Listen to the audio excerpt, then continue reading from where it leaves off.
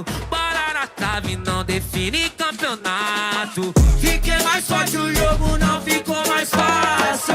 É só uma chance, eu quero o meu espaço.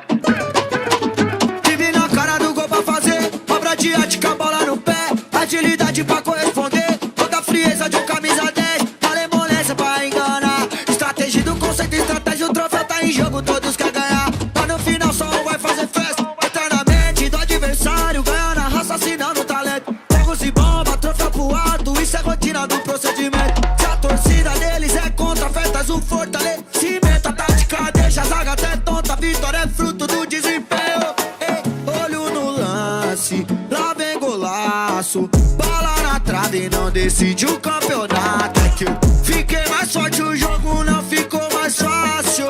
É só uma chance, eu quero o meu espaço. Olho no lance, lá vem golaço. Bola na trave não decide o campeonato. É que eu fiquei mais forte, o jogo não ficou mais fácil. É só uma chance, eu quero o meu espaço. Sabadão no jogo, na arena, na área, o moleque estava sonador de primeira, mandou lá na caixa que tem de menor na quebrada. Ele aprende a fazer gol, então joga na telha que é peça fechada. E só entra, você doma, estende a bandeira, manda dois pro alto. Da vitória já chegou, os meninos conquistou a vitória em grande estilo. Dificuldade triplou, ousadia é combustível. Não é que clareou, acompanha esse placar. Do X1 vai virou, agora é comemorar. Olho no lance, tá bem golaço. Bola na trave não define campeonato. Fiquei mais forte, o jogo não ficou mais fácil. Tem 7 em campo, eu quero o meu espaço. Olho no lance, lá vem golaço. Bola na trave não define campeonato. Fiquei mais forte, o jogo não ficou mais fácil. Tem 7 em campo, eu quero o meu espaço. Pensaban que no, pero nadie puede contra las bendiciones que tira Dios. Enfoca en lo mío, no escucha a nadie, mira que se me dio. Todo lo que soñaba cuando era niño con tiempo se logró. Valió la pena todo el sacrificio, somos ganadores, no fallamos un gol. Con orgullo en el pecho, cargo el escudo cada vez que salgo. Tranqui, yo me encargo de dejar a mi equipo en lo alto. Se siente euforia en la tribuna completa y me pongo la 10, sudo la camiseta. Salimos y puro jogó bonito, arriba en el marcador esa era la meta. De la Rose. Aquí si yo gano, todos coronamos. No fue un día pa' otro, nada regalado. Yo soñé con esto sin plata en el mercado. Y si mi equipo gana, todos coronamos. Dime, que como lo hago, todos quieren que yo les explique. Yo vengo de abajo de estar estresado por el ticket. Yo soy la receta y la chef. Metí corazón y fe, y ahora vivo lo que manifesté. Lucha por tus sueños y píchala al que te diga que no puedes lograrlo. Los números son solo números, pero el joseo no puede comprarlo. 725, eso no da, por eso le hice caso abajo. Ahora estoy viviendo bien y mami tiene vira la cuenta de banco. Olho no lance, lá vem golaço. Bola na trave não decide o campeonato. É que eu fiquei mais forte, o jogo não ficou mais fácil. É só uma chance, eu quero o meu espaço. Olho no lance, lá vem golaço. Bola na trave não define campeonato. Fiquei mais forte, o jogo não ficou mais fácil. É só uma chance, eu quero o meu espaço.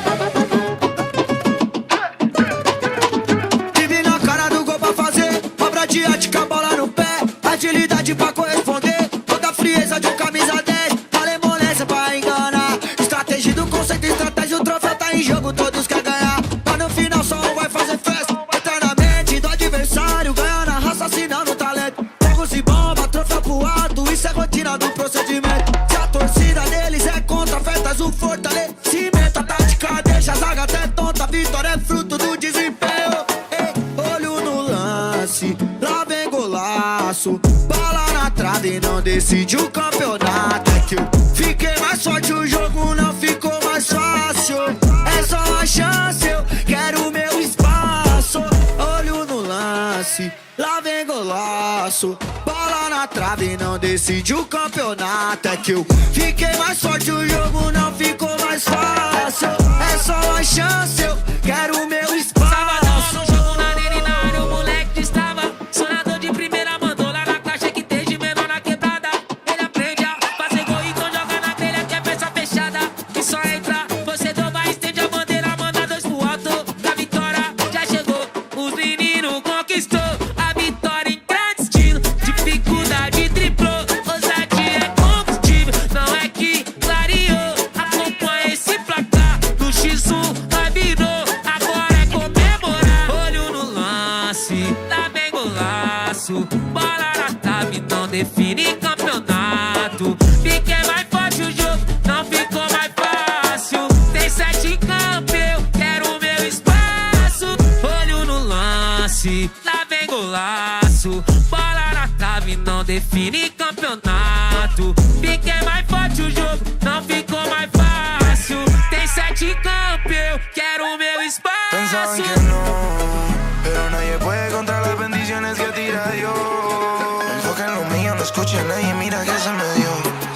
Todo lo que soñaba cuando era niño con tiempo se logró. Valió la pena todo el sacrificio, somos ganadores, no fallamos un gol. Con orgullo en el pecho, cargo el escudo cada vez que salgo. Tranqui, yo me encargo de dejar a mi equipo en lo alto. Se siente euforia en la tribuna completa y me pongo la 10, sudo la camiseta. Salimos y puro jugó bonito, arriba en el marcador esa era la meta. Este es de la Rose. Aquí si yo gano, todos coronamos. No fue un día pa' otro, nada regalado. Yo soñé con esto sin plata en el mercado. Y si mi equipo gana, todos coronamos. Dime, que como lo hago, todos quieren que yo les explique. Yo vengo de abajo de estar estresado por el ticket. Yo soy la receta y la chef. Metí corazón y fe, y ahora vivo lo que manifesté. Lucha por tus sueños y pichar al que te diga que no puedes lograrlo. Los números son solo números, pero el joseo no puede comprarlo. 725, eso no da, por eso le hice caso abajo. Ahora estoy viviendo bien y mami tiene vira la cuenta de banco. Olho no lance, lá vem golaço. Bola na trave, não decide o campeonato. É que eu fiquei mais forte, o jogo não ficou mais fácil. É só uma chance, eu quero o meu espaço. Olho no lance, lá vem golaço. Bola na trave, não define campeonato. Fiquei mais forte, o jogo não ficou mais fácil. É só uma chance, eu quero o meu espaço.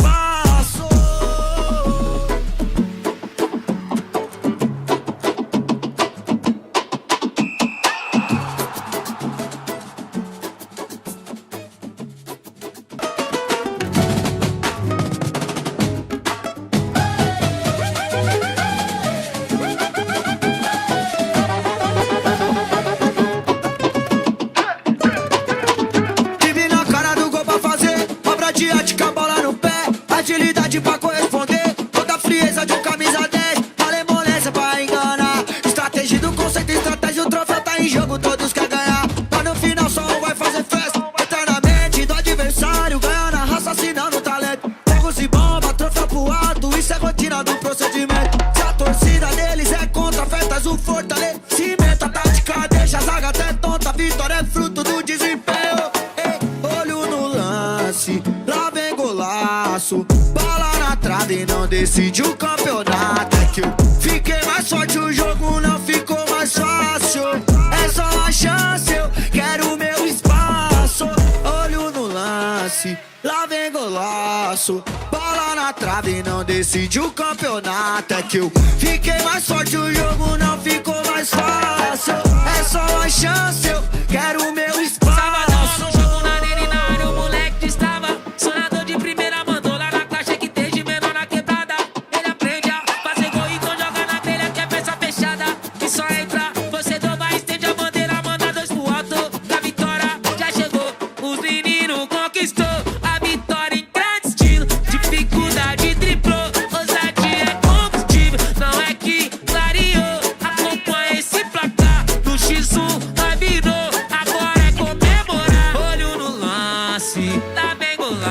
golaço. Bola na trave não define campeonato. Fiquei mais forte, o jogo não ficou mais fácil. Tem 7 em campo, eu quero o meu espaço. Olho no lance, lá vem golaço. Bola na trave não define campeonato. Fiquei mais forte, o jogo não ficou mais fácil. Tem 7 em campo, eu quero o meu espaço. Pensaban que no, pero nadie puede contra las bendiciones que tira Dios. Enfoca en lo mío, no escucha a nadie, mira que se me dio. Todo lo que soñaba cuando era niño con tiempo se logró. Valió la pena todo el sacrificio, somos ganadores, no fallamos un gol. Con orgullo en el pecho, cargo el escudo cada vez que salgo. Tranqui, yo me encargo de dejar a mi equipo en lo alto. Se siento euforia en la tribuna completa y me pongo la 10, sudo la camiseta. Salimos y puro jugó bonito, arriba en el marcador esa era la meta. Este es de la Rose. Aquí si yo gano, todos coronamos. No fue un día pa' otro, nada regalado. Yo soñé con esto sin plata en el mercado. Y si mi equipo gana, todos coronamos. Dime, que como lo hago, todos quieren que yo les explique. Yo vengo de abajo de estar estresado por el ticket. Yo soy la receta y la chef. Metí corazón y fe, y ahora vivo lo que manifesté. Lucha por tus sueños y pichar al que te diga que no puedes lograrlo. Los números son solo números, pero el joseo no puede comprarlo. 725, eso no da, por eso le hice caso abajo. Ahora estoy viviendo bien y mami tiene vira la cuenta de banco. Olho no lance, lá vem golaço. Bola na trave, não decide o campeonato. É que eu fiquei mais forte, o jogo não ficou mais fácil. É só uma chance, eu quero o meu espaço. Olho no lance, lá vem golaço. Bola na trave não define campeonato. Fiquei mais forte, o jogo não ficou mais fácil. É só uma chance, eu quero o meu espaço.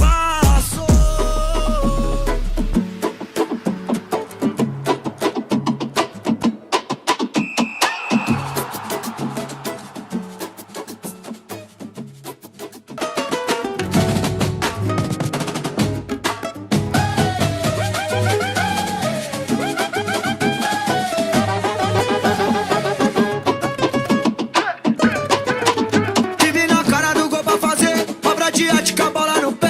Agilidade pra corresponder, toda a frieza de um camisa 10. Malemolência pra enganar, estratégia do conceito, estratégia, o troféu tá em jogo, todos querem ganhar. Mas no final só um vai fazer festa, entra na mente do adversário, ganha na raça, assinando o talento. Fogo se bomba, troféu pro alto, isso é rotina do procedimento. Se a torcida deles é contra, festas o fortalecimento. A tática deixa a zaga até tonta, a vitória é fruto do desempenho. Ei, olho no lance, lá vem golaço. Bola na trave, não decide o campeonato. É que eu fiquei mais forte, o jogo não ficou mais fácil. É só uma chance, eu quero o meu espaço. Olho no lance, lá vem golaço. Bola na trave, não decide o campeonato. É que eu fiquei mais forte, o jogo não ficou mais fácil. É só uma chance, eu quero o meu espaço. Sabadão no jogo na arena e na área o moleque estava. Sonador de primeira mandou lá na caixa que tem de menor na quebrada. Ele aprende a fazer gol, então joga na telha que é peça fechada.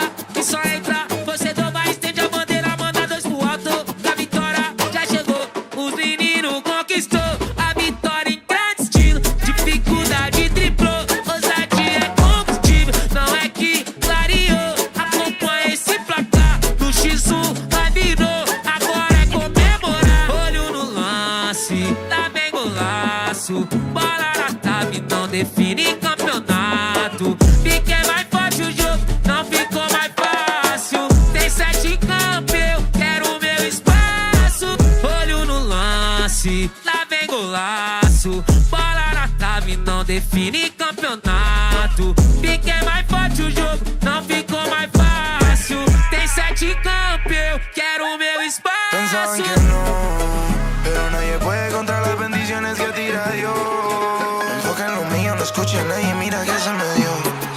Todo lo que soñaba cuando era niño con tiempo se logró. Valió la pena todo el sacrificio, somos ganadores, no fallamos un gol. Con Con orgullo en el pecho, cargo el escudo cada vez que salgo. Tranqui, yo me encargo de dejar a mi equipo en lo alto. Se siento euforia en la tribuna completa y me pongo la 10, sudo la camiseta. Salimos y puro jogó bonito, arriba en el marcador esa era la meta. Este es de la Rose. Aquí si yo gano, todos coronamos. No fue un día pa' otro, nada regalado. Yo soñé con esto sin plata en el mercado. Y si mi equipo gana, todos coronamos. Dime, que como lo hago, todos quieren que yo les explique. Yo vengo de abajo de estar estresado por el ticket. Yo soy la receta y la chef. Metí corazón y fe, y ahora vivo lo que manifesté. Lucha por tus sueños y pichar al que te diga que no puedes lograrlo. Los números son solo números, pero el joseo no puede comprarlo. 725, eso no da, por eso le hice caso abajo. Ahora estoy viviendo bien y mami tiene vira la cuenta de banco. Olho no lance, lá vem golaço. Bola na trave, não decide o campeonato. É que eu fiquei mais forte, o jogo não ficou mais fácil. É só uma chance, eu quero o meu espaço. Olho no lance, lá vem golaço. Bola na trave, não define campeonato. Fiquei mais forte, o jogo não ficou mais fácil. É só uma chance, eu quero o meu espaço.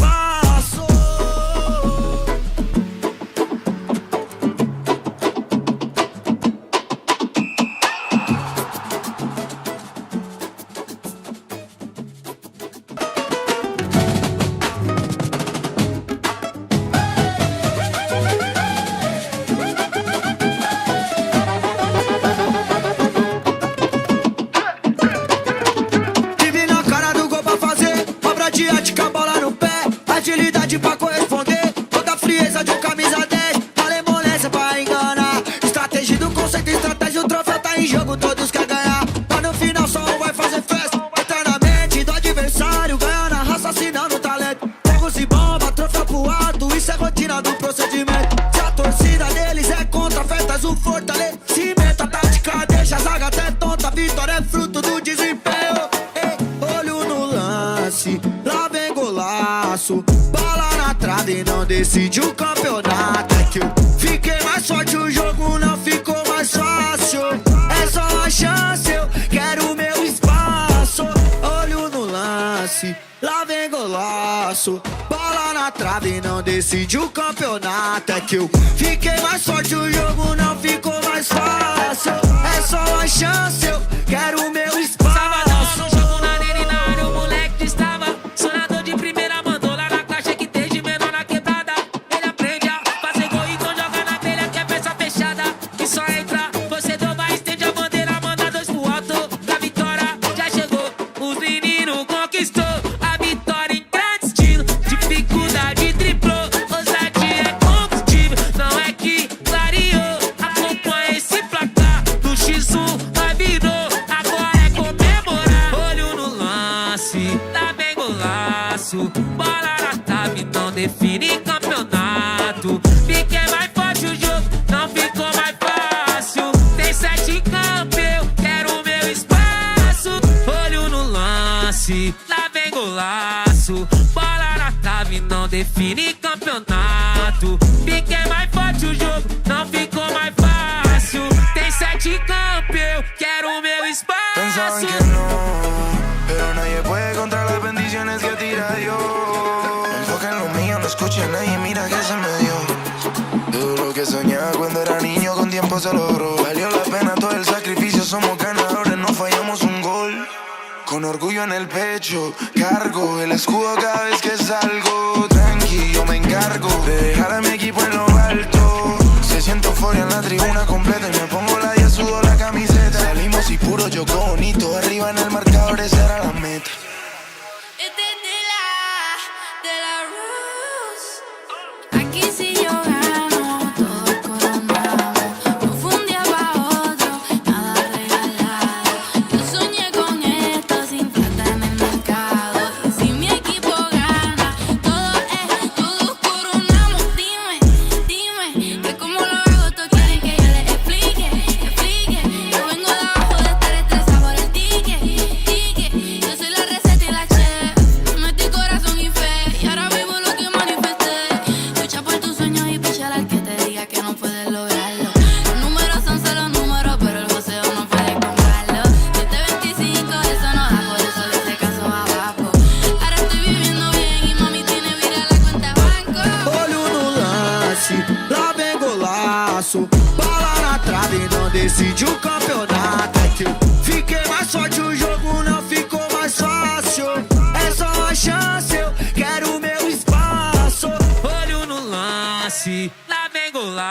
espaço. Bola na trave não define campeonato. Fiquei mais forte, o jogo não ficou mais fácil. É só uma chance, eu quero o meu espaço.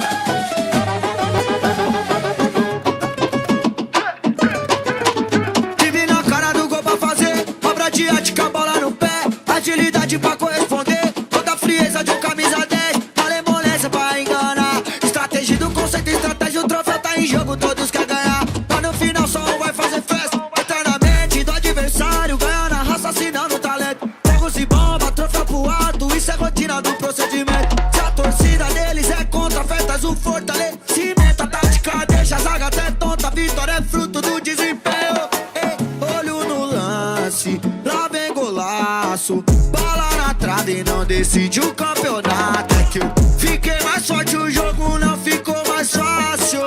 É só uma chance, eu quero o meu espaço. Olho no lance, lá vem golaço. Bola na trave não decide o campeonato. É que eu fiquei mais forte, o jogo não ficou mais fácil. É só uma chance, eu quero o meu espaço. Sabadão no jogo na arena e na área, o moleque estava sonador de primeira, mandou lá na caixa que tem de menor na quebrada. Ele aprende a fazer gol, então joga na telha que é peça fechada.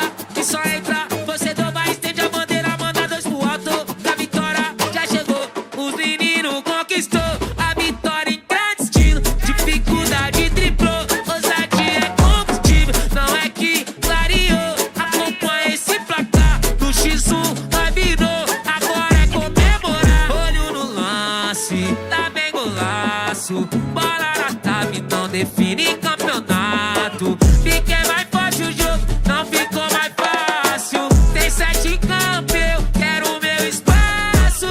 Olho no lance, lá vem golaço. Bola na trave não define campeonato. Fiquei mais forte, o jogo não ficou mais fácil.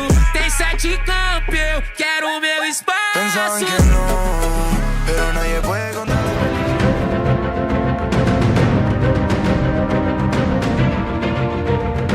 And still pressing as well. One of the players we picked out. Wonderful footwork. And the USA with Costa take an early lead. And we have seen it so many times. Early leads do not necessarily count for much. Dutch trying to blaze them way through. And another player who we picked out, the number 8, immediately responds. Chapman reacts on the Dutch side. It's the combo. In the blue, Dutch in the traditional orange. Referee with the count, downkeeper pulls the trigger and it bounces into the back of the net, and Pollo has restored the lead to the US. Yeah, you might be wondering on that one that Schudman. They've got so many options though, Bancels. There's one step over. Oh, it hits the crossbar. Gustavo Gomez has been fairly quiet so far.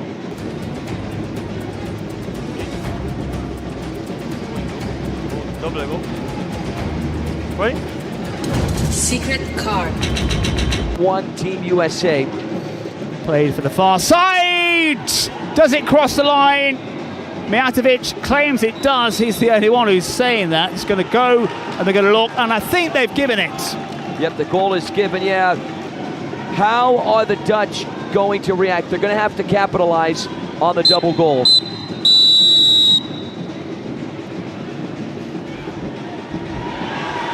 Well, here we go. Red card is flashed. Tempers fraying.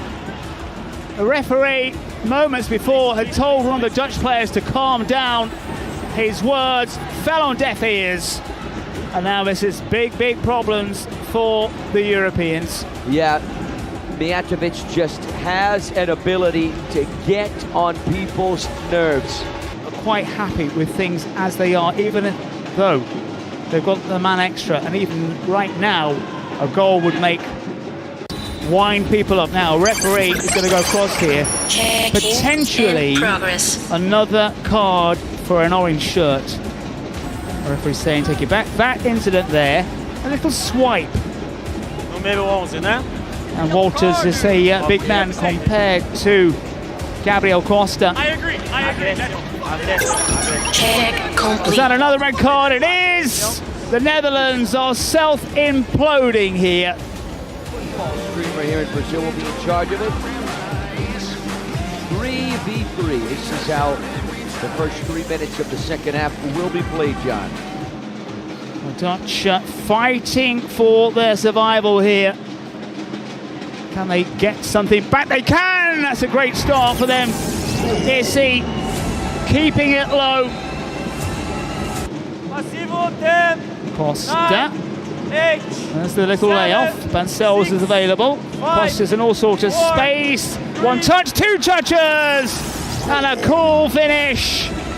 And the United States extend their lead. The Netherlands respond. This is the time they have to into the body of Poyo. Well done, Boyle. Well done.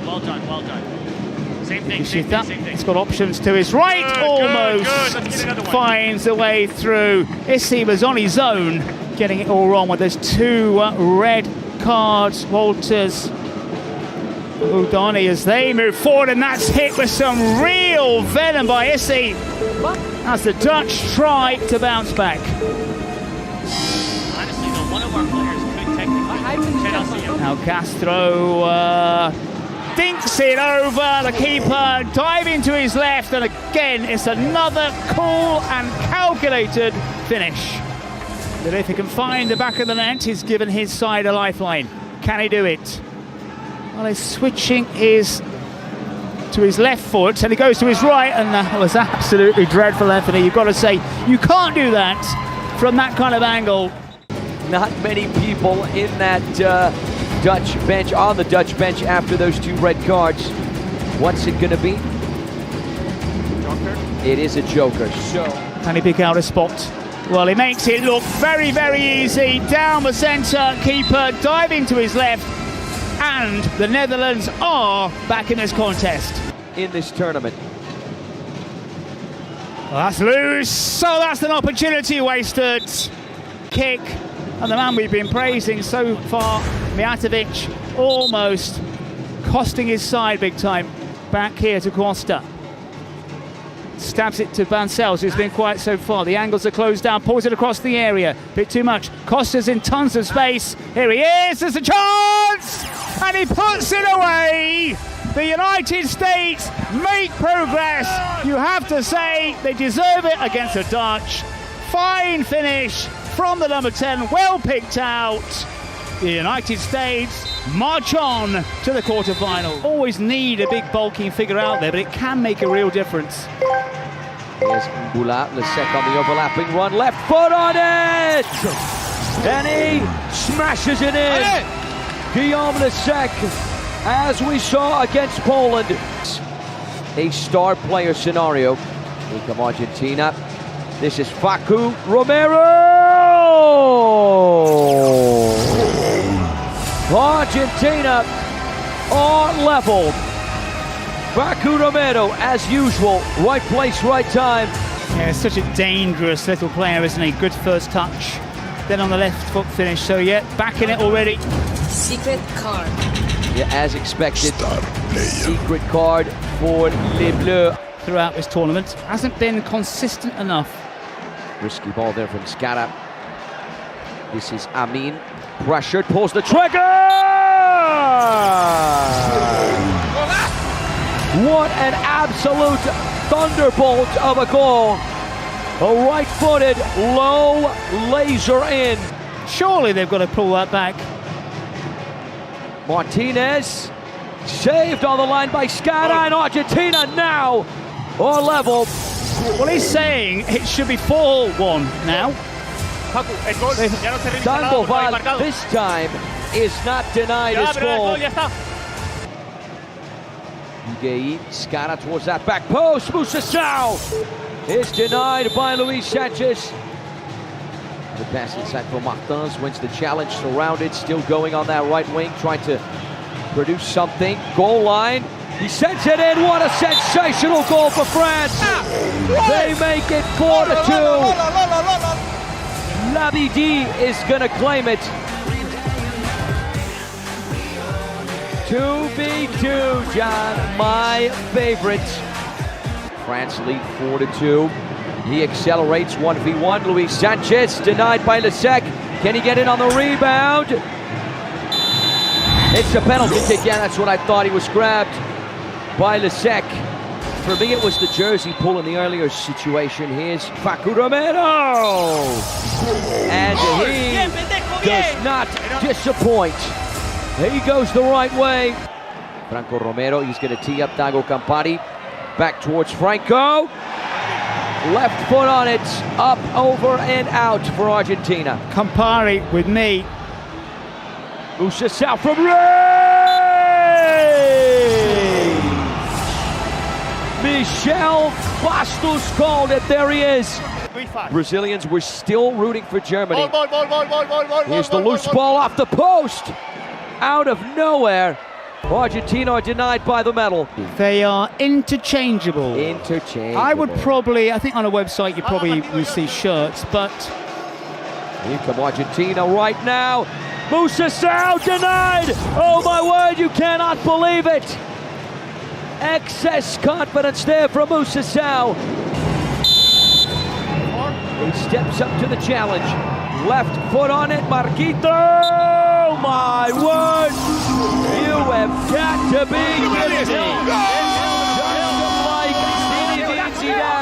President captain doing the business. And there's motivation for him to score because he's shooting against Argentina. And he is Brazilian. Michel Bastos! France regain the 2-goal lead. It is a reverse penalty. So Argentina will be selecting someone from France to take the penalty kick on them. If they miss, Argentina on level. Alceni Sano to take it. Right foot on it. He smashes it in. Took too long to make up his mind. He's dispossessed. This could be the breakaway for Argentina. It is a through ball. Sandoval. Huge save from Ipswich. All to play for. Don't forget to vote for your MVP and the bottom username in chat. Martinez off the crossbar. That would have been a sensational acrobatic goal from the striker. Here's the through pass for Martinez. The layoff, Sandoval.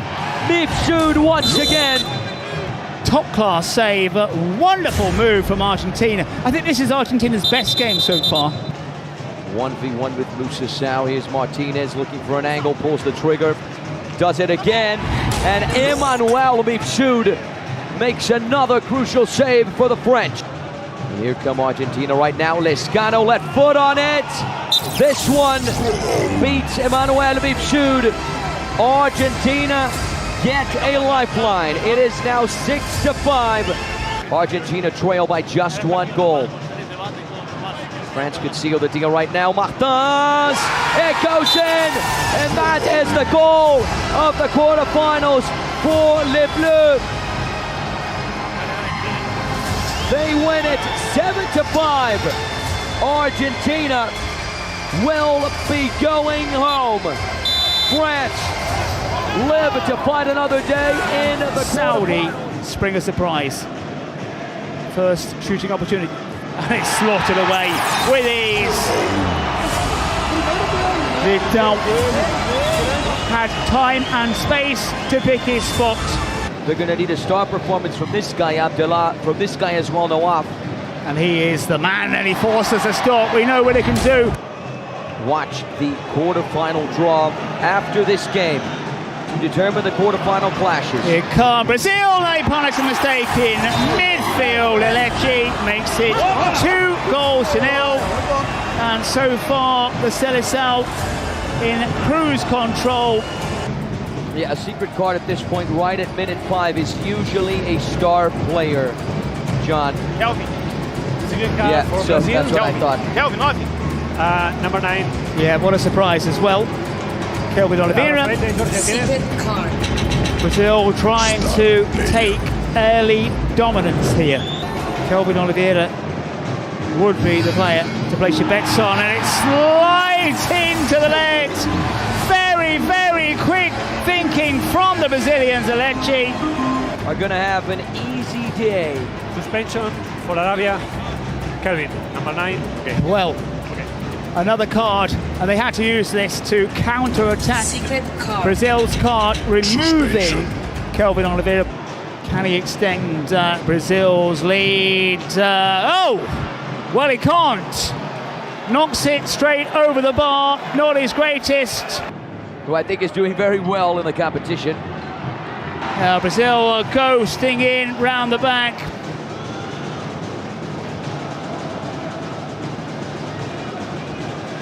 He's in possession. Maybe Cognato just wanting to impress his coaches. Good through ball. Now a chance, it is. Threaded into the back of the net, and Brazil are slowly taking control. Libel. Dudu Oliveira is saying, all right, here we have Agustin Chiai and Flaco Lopes, the players for Palmeiras who were here at the Trident Arena. You like this scenario? Here he is again, the number 4. They have to pull the trigger. Need to do it now, and do so! And there's just no luck for Saidi. Brazil still in control. Picks his spot with ease. They are running away with it, the Brazilians. Lipau goes through. It is all too easy. Brazil looking to add to the total. Brave keeping. Kelvin Oliveira. As this one, it rolls into the Brazilian goal. A fortunate rebound. No real celebrations from the side in green. By far the superior side. There he is. There he is. Inevitable. He hardly celebrates as well, but it makes it look all so easy. Looking like he wants to get this penalty over. Dear. We've seen a couple of shockers tonight. There's the layoff. Can Saudi pull something back? It would be a consolation goal, but now Brazil can break, and they're breaking in numbers. 1 or 2, 3 or 4 step overs. Has he got the finish? Almost. Well, are they going to count this one? I think the Brazilian bench are celebrating. It came off a Saudi player initially into the feet of Nepal, and that will be it.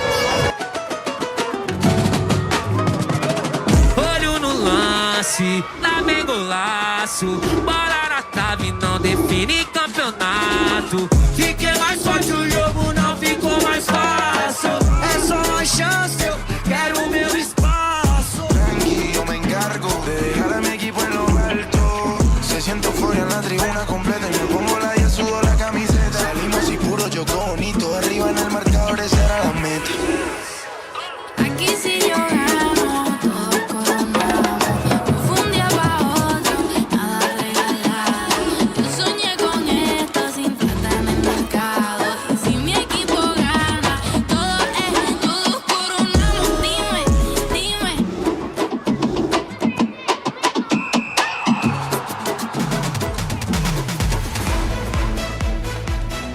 Welcome everyone once again to the Trident Arena in São Paulo, Brazil. From wherever you're watching us around planet Earth, it is very, very, very important for you guys to stick with us for this very important day. The quarterfinals of the Kings World Cup of Nations Brazil 2026 today.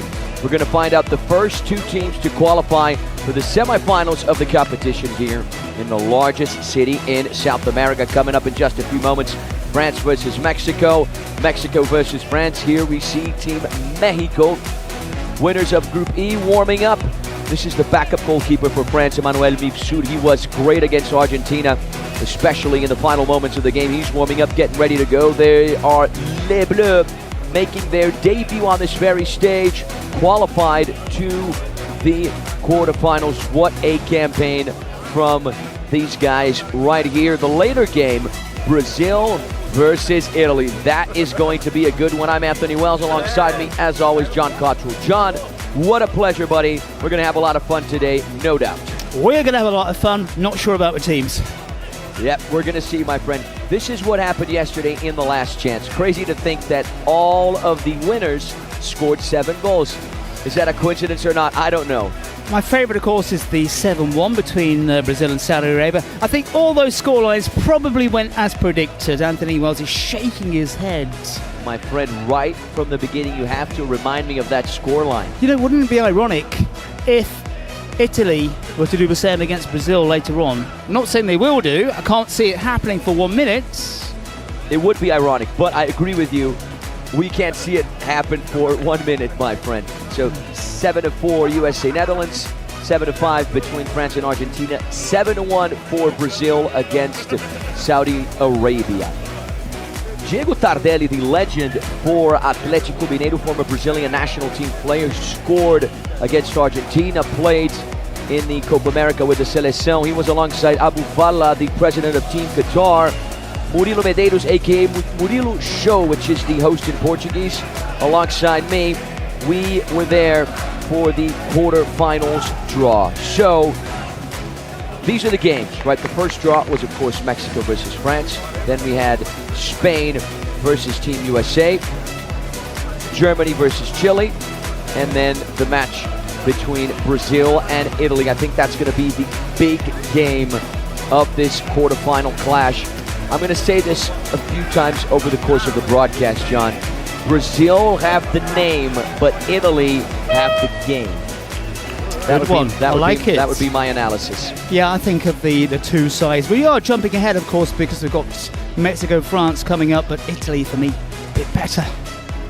The bracket of the Kings World Cup of Nations looks as follows. Yesterday we had the last chance. Brazil, France, and the USA won their games. So now the quarterfinals. So the winner of Chile versus Germany will take on Spain versus USA. The winner of Mexico versus France will take on the winner of Italy versus Brazil. I think Germany are the favorites against Chile, Spain the favorites against the US. Mexico, France, and Italy, Brazil. I think those are the more even battles of this bracket. Yeah, especially this Mexico-France game. It's a bit more open. All of these teams, all of these 8 teams that have survived the competition so far have one goal, and that is to reach the final at the Allianz Parque. So let's introduce the stadium. Allianz Parque, estamos de volta.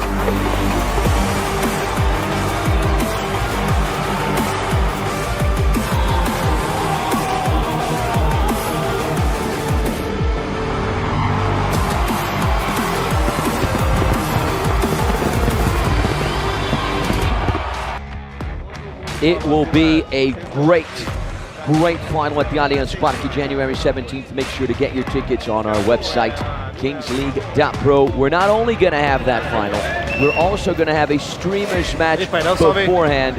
It's going to be the Cazé TV team led by Casemiro Miguel, an internet sensation here in Brazil, against the Kings League team led by Ronaldo, 2-time World Cup winner.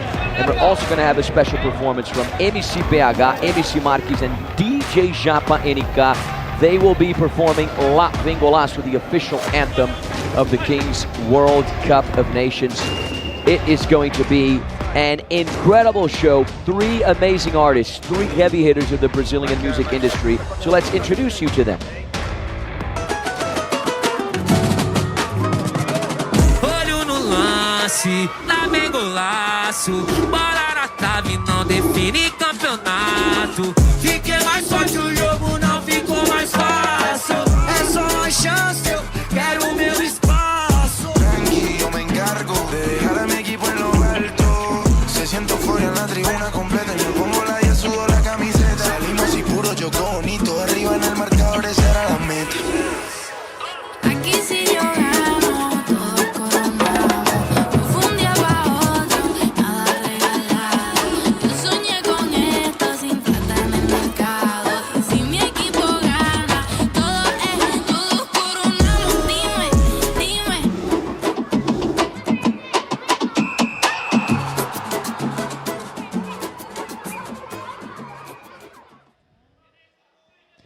I cannot state this enough. It will be an incredible show. DJ Japa NK, MC Marquez, and MC PH with a special performance of La Vem Golaço. Make sure to get your tickets.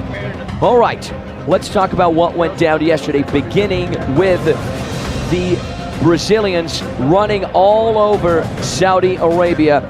A 7-1 victory with Lipão scoring the hat trick. We're going to talk about Lipão in just a few moments. Expected victory for the Brazilians, right? I think today they're going to get the real test against Italy. John, you were on the call for this one. What did you think of Brazil last night? Essentially, for me, going through the motions. Decent enough scoreline, but the game against Peru, the game last night as well, far too easy for Brazil.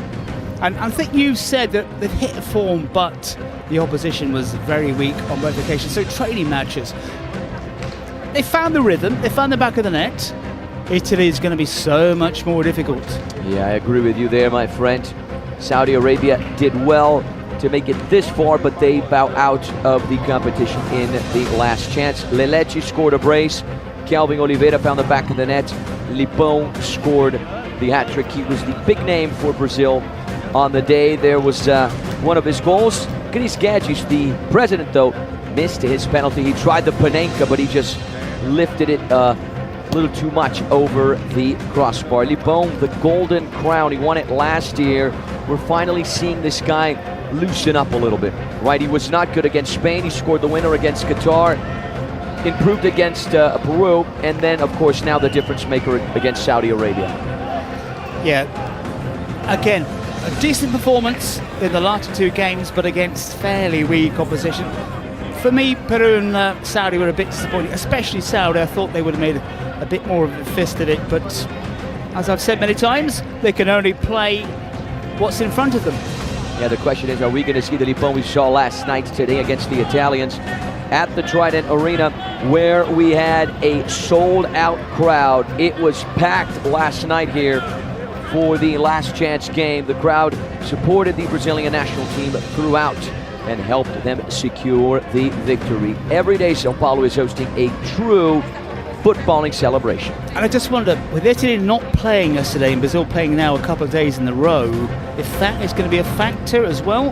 Fatigue, maybe just a little bit. I think for me it's the mental side, that Brazil have to conquer the mental side, because they've got to get themselves wound up without being too wound up. And I think many Brazil sides, even at every kind of level, professional football as well, is got to them the occasion. Yeah, I was speaking to many analysts and experts, and just everyone was telling me that this Brazil versus Italy game later today is 50-50. Some people said 51-49, 60-40, 55-45. Those are the percentages, so it's really an even game. It's tough to tell who is going to emerge triumphant. It's tough to tell if there's a favorite for that game. Let's talk about Les Bleus, the French, on their World Cup Nations debut, reaching the quarterfinals after beating Argentina yesterday. You know, we've said this before, John, I'm going to say it again. Argentina, I think, played their best game, but they were simply not good enough. Yeah, good. It was a good game for Argentina. They finally found the rhythm, got the goals as well, but France are quite a big unit. I'm looking at them now out there. Not your images here, but what we can see on the pitch. And they've got some big players. And I know it's not everything, but sometimes you need that degree of physicality. And France had that, and Argentina didn't. Yeah, France, for me, have been the team that have most improved over the course of the competition, right? Started off losing to Italy 8-0, beat Algeria, beat Poland, and then a win against Argentina. Go back to the last World Cup. Argentina losing their first game, went on to win it.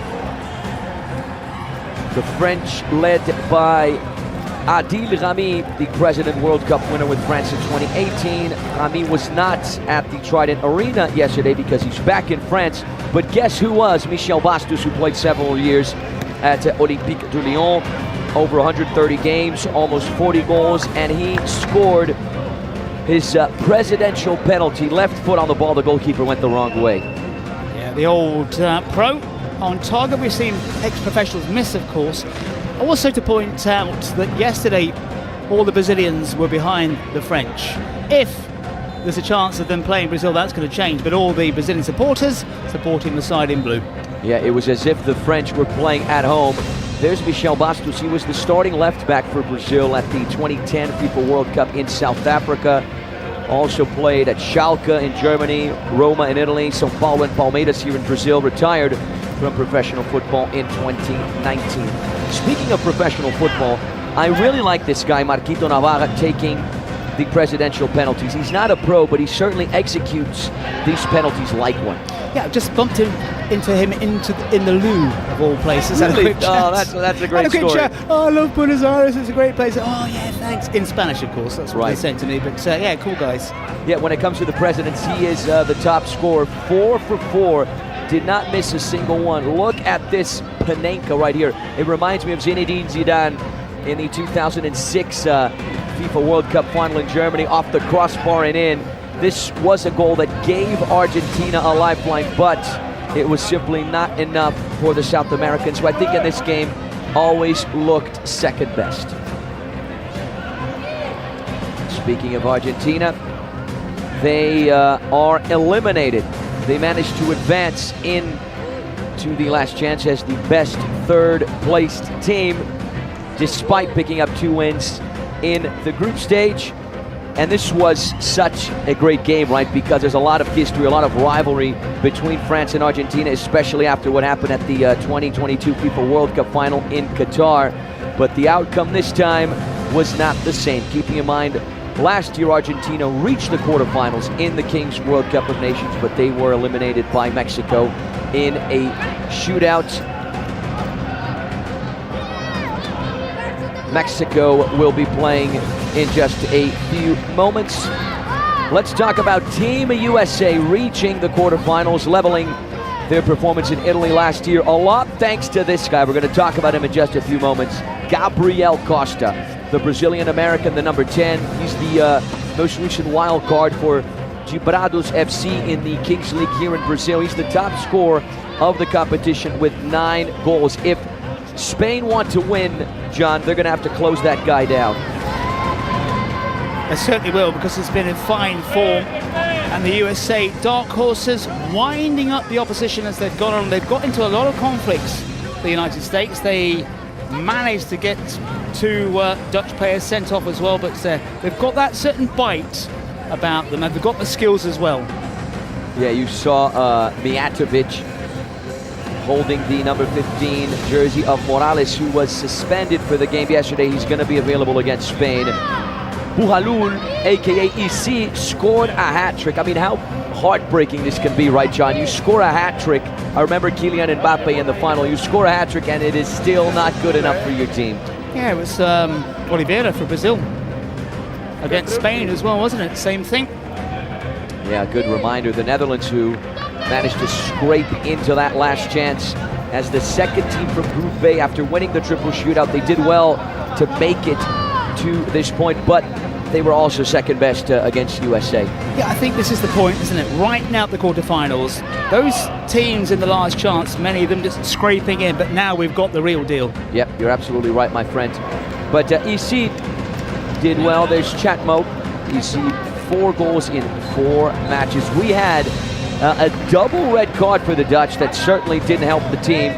They failed really to manage their nerves and the pressure.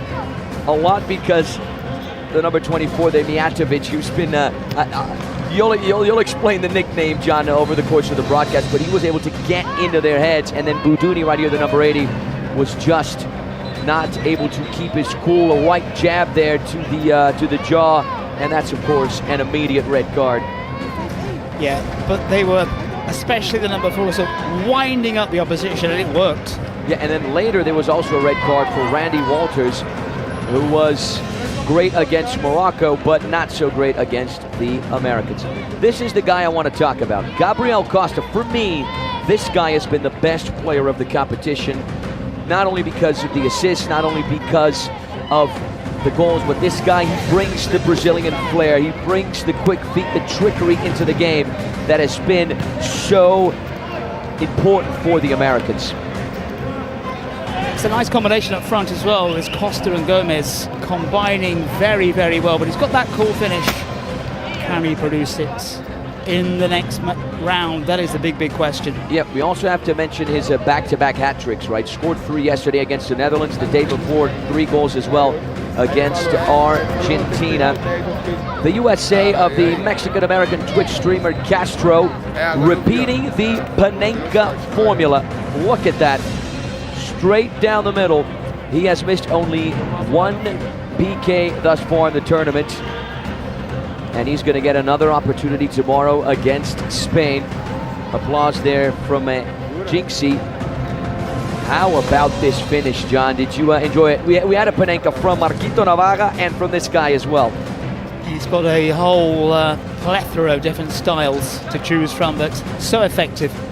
Yeah, I believe the other Panenka he scored was against Japan on match day 1. All right, the knockout stage begins today. It is time to go over some of the best goals of the group stage. It took some time to really look back at these best goals since we had a lot of them, but we have selected a top 3. We are going to begin with the bronze medal that goes to Team Germany. If you have been watching the competition, I believe you know which goal we are talking about. It came from the USA-Germany game. It was a goal scored right here in the final minutes of the first half, therefore in double goal mode. How about this? A left-footed laser into the top corner from Bloom. Germany were trailing 3-1 after this goal, 3-3. And this, I think, was the most important goal for Germany in the game because it helped turn the tide. Yeah, they'd struggled up until that point, and from then on they took control. Yeah, jaw dropping there from Jinxie. Let us know in the chat if you think this is worthy of a top 3 mention as one of the best goals of the group stage. What a rocket from the German captain, an absolute missile from outside of the box. This is number 2, Ilias Budoni. He pulled off this cheeky chip over the goalkeeper out of nowhere in the triple shootout against Morocco and Colombia. Really impressive how he was able to keep his cool and pull something like this off in really a nerve-wracking phase. The most spectacular goal in that shootout situation really was something special. We only saw him try it, but what exquisite skills, what a finish. Yeah, Budoni for me was the real star man for the Dutch in that triple shootout. He was the one who made the difference against Morocco and Colombia. Asif Khan scored the best goal ever. India have already been eliminated. They conceded a lot of goals, but at least they get our top 1. Asif Khan is an outfield player. Since Jamie Joy picked up the red card 25 seconds in, stepped into goal, and then he went coast to coast right there. I don't know if it's the best goal, John, but maybe the most entertaining. Yeah, let us know what you think on chat. Again, I'm with you on this one. For me, entertaining, yeah, best goal, not even in the top 10 for me. Yeah. But it was different. And this is what this game is all about, being different. Absolutely. Different, entertaining. Let us know in the chat if you think this is the best goal of the competition thus far. It was scored in India's 5-3 loss to Indonesia on match day 1. There's Chatmo alongside the Indonesian president Atta Halilintar. The quarterfinals, ladies and gentlemen, begin today, and much like the last chance, there is no room for error. It is do or die. One defeat and you are out.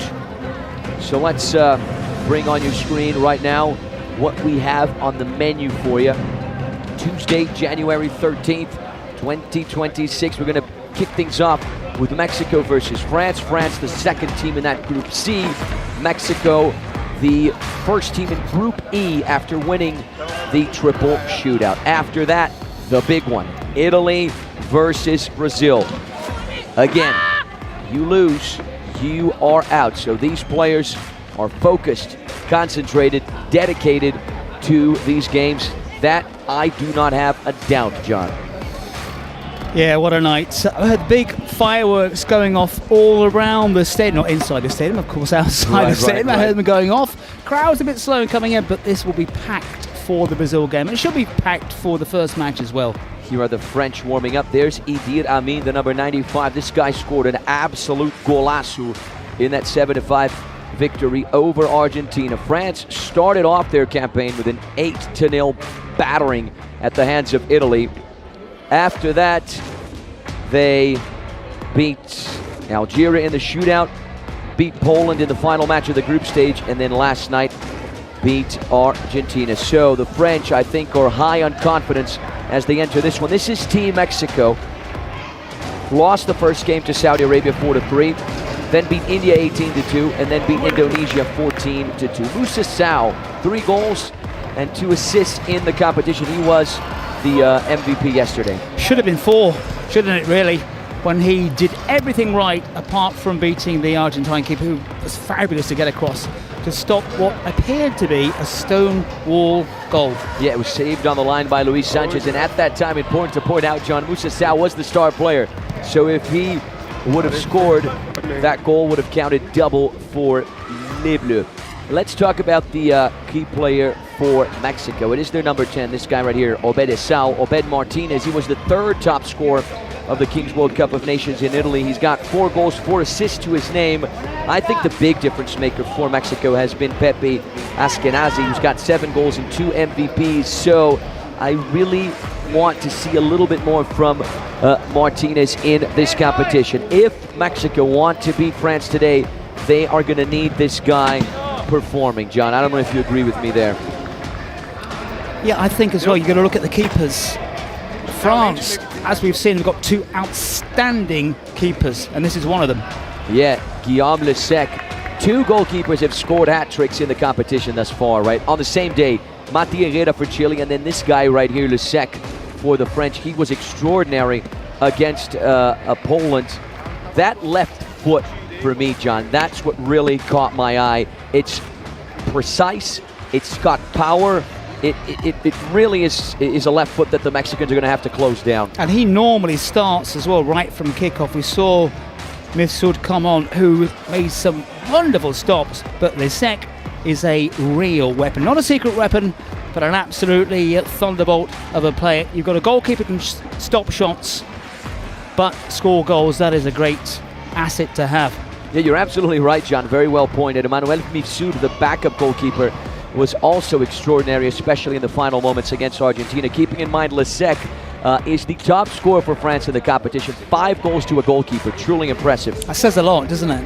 It does indeed, my friend. Mexico, they won their triple tiebreaker by reaching 5 goals first in that triple shootout between Saudi Arabia, Indonesia, and Team Mexico. As a result, Mexico advanced directly to the quarterfinals, avoiding the last chance. So Mexico played 1 game less than the French. You talked about the physical aspect of things, right, John, for Brazil, right, against Italy.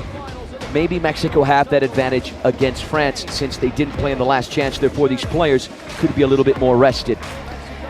Yep, could make all the difference.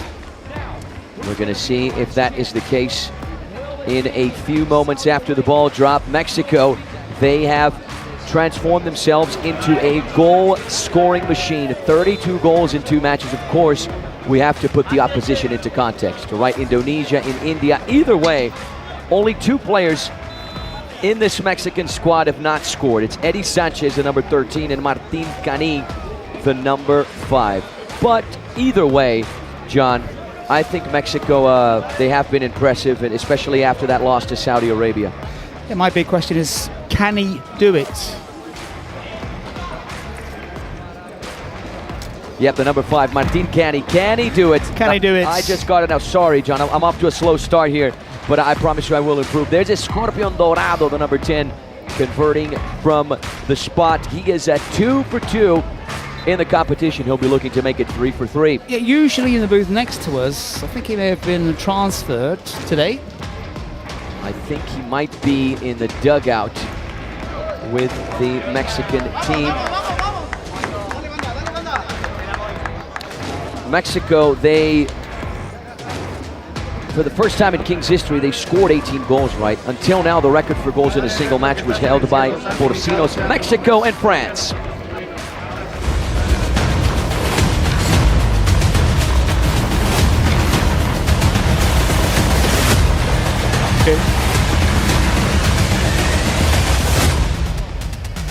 Welcome to our coverage of the first quarter-final matches Mexico against France coming up. Italy against Brazil in around an hour or so. The atmosphere just starting to build here in the Trident Arena. Let us know in the chat your predictions for tonight's quarterfinals. So Mexico, France, Italy against Brazil. Let us know what you think is going to happen tonight. And let us know where you're from, of course, who you're watching with, what animal is alongside you. Is it friend or foe? Let everyone know, but get in touch right now for these two big quarterfinal matches. The set of quarterfinals coming tomorrow as well, live and direct from São Paulo, Brazil. Yeah, just to wrap up my train of thought earlier, there we see Rivers. Very soon she will be joined by Alex Montiel, aka Escorpion Dorado. These guys right here, they scored 18 goals in a game against India, 18-2 victory. They equaled the amount of goals, or rather surpassed the amount of goals scored by Porcinos in Kings Cup Spain. À toutes les situations, d'accord? On joue tous la même musique. Ok les gars, prenez du plaisir. Je veux voir des sourires. C'est très important pour moi. Des sourires. Ok les gars? Anto. How's your French, John? Those are the words from Gregory Campi, the 49-year-old French coach from Monaco. He was a midfielder and a striker back in the day. On a besoin de tout le monde et on aura besoin de tout le monde jusqu'à samedi. Donc non, il y a une équipe en face de nous, faut pas les sous-estimer. Les sous-estimez pas. S'ils sont là, c'est pas pour rien. Et ça tient qu'à nous. On a les capacités, on a les hommes, les qualités individuelles, collectives, on les a. Et le collectif primera avant tout sur l'individualisme. Et ça tient qu'à nous. Yeah, very important. The guy who was speaking there is Anthony Scaramuzzino, aka Scara. He scored the hat-trick of penalties against Algeria. He is out for the match today due to injury. So it's a big blow for France. One of their most important players is not going to play. I don't know if it's a massive blow or not. For me, he blew hot and cold throughout this tournament. We're going to find out, of course, over the next hour or so, whether or not he is a huge loss. He used to play in the first division in France.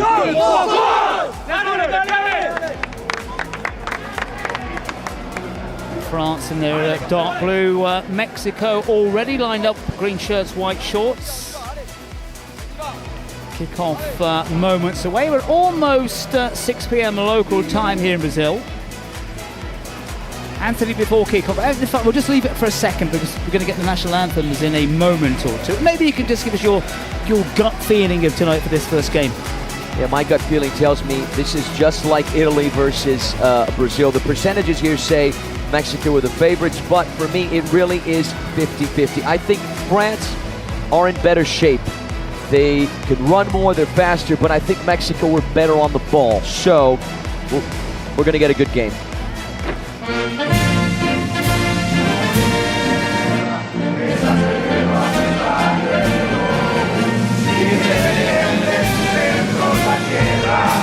Al sonoro rugir del cañón y retiemble en sus centros la tierra al sonoro rugir del cañón. Si no patria tus sienes de oliva, de la paz del arcángel divino, en el cielo tu eterno destino, por el dedo de Dios decidió. Mas si osare un extraño enemigo profanar con sus plantas tu suelo, pienso patria querida que el cielo un soldado en cada hijo te dio, un soldado en cada hijo te dio. Mexicanos al grito de guerra, el acero aprestar y el bridón, y retiemble en sus centros la tierra al sonoro rugir del cañón. Y retiemble en sus centros la tierra al sonoro rugir del cañón. A elongated version from the Mexicans. I'm sure the French will follow suit.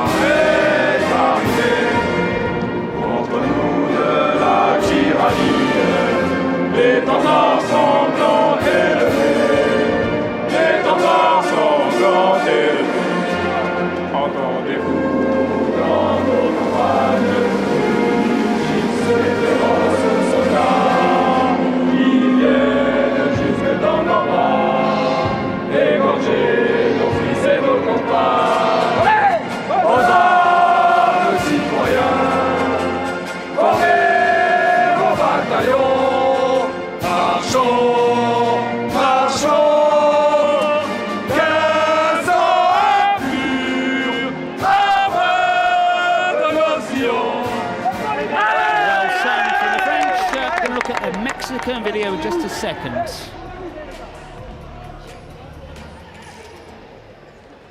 Hola seleccionados, espero que estén muy bien. Primero es un orgullo ver a esta selección mexicana competir en fases finales. Estamos desde México con muchísima ilusión de verlos ganar, pero sobre todo verlos disfrutar, así es que por favor salgan a darlo todo como guerreros aztecas que son, porque nosotros confiamos en que van a estar avanzando y esperamos verlos levantar el título de la Kings World Cup. Les mando un abrazo grande, mucho éxito y saludo también a todos los presidentes que están presentes en Brasil, Natalia, Alana, Escorpión, Rivers, a darlo todo por la selección, chicos, y que sea un gran partido. Yeah, that is a message from Miguel Layún, two-time FIFA World Cup player with Mexico. Oh, j'ai un décalage.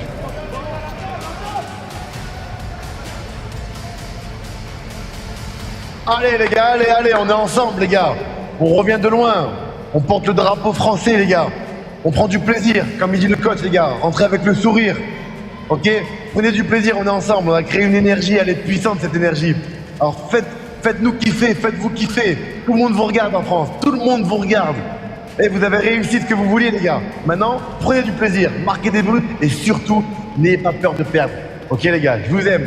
On est ensemble. Allez les gars, allez! John, what a way to get these players energized. First, a message from Miguel Layún, and then the other, Adil Rami.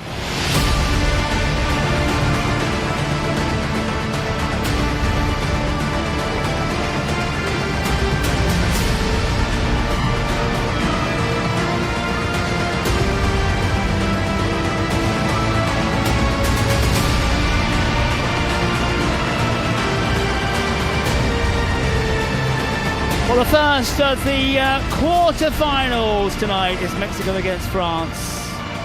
It's a Brazilian referee out there. Anthony, can you believe this? He wakes up at 5 o'clock. I was chatting to him, we had a big barbecue. Wakes up at 5 o'clock, goes running, because he lives in Rio de Janeiro. Yeah, he is a pro. That is the Brazilian ref from the famous state of Rio de Janeiro, Léo Capizani. He will be in charge of the whistle, and from my analysis over the course of the competition, he has been doing a great job. This is how the Mexican side, this is what they've got to choose from. Who are you going for? Who's going to be the star man? Well, as I said before, only Martin Cani can score. Martin Rodriguez there, the number 5, and Eddie Sanchez have not scored yet in the competition. Pepe Askenazi, the number 7, and Obed Martinez, the number 10, could be the difference makers for Mexico. The goalkeeper as well, Monterde, is very good. I think France, we saw the internet votes really saying Mexico, I think France have the edge. Yeah, John, it really is 50-50. A number of players that we could point out here who could make the difference for France. And number 10, Moussa Sow, two-time MVP. Lesec has got 5 goals. Mifsud is an excellent backup goalkeeper as well. See the cards. I remind you that they don't know what they pulled out of the magic box, of course. Yeah, they don't know right now, but once these coaches go into their camps, then they can see the card to determine, of course, the best strategy. The cards can be used between minutes 5 and 17 and 23 and 36. That is one of the most important rules of the beautiful game in the Kings universe. This is Team Mexico.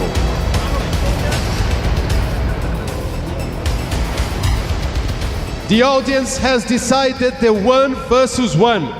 Mexico, number 7, Pepe Askenazi.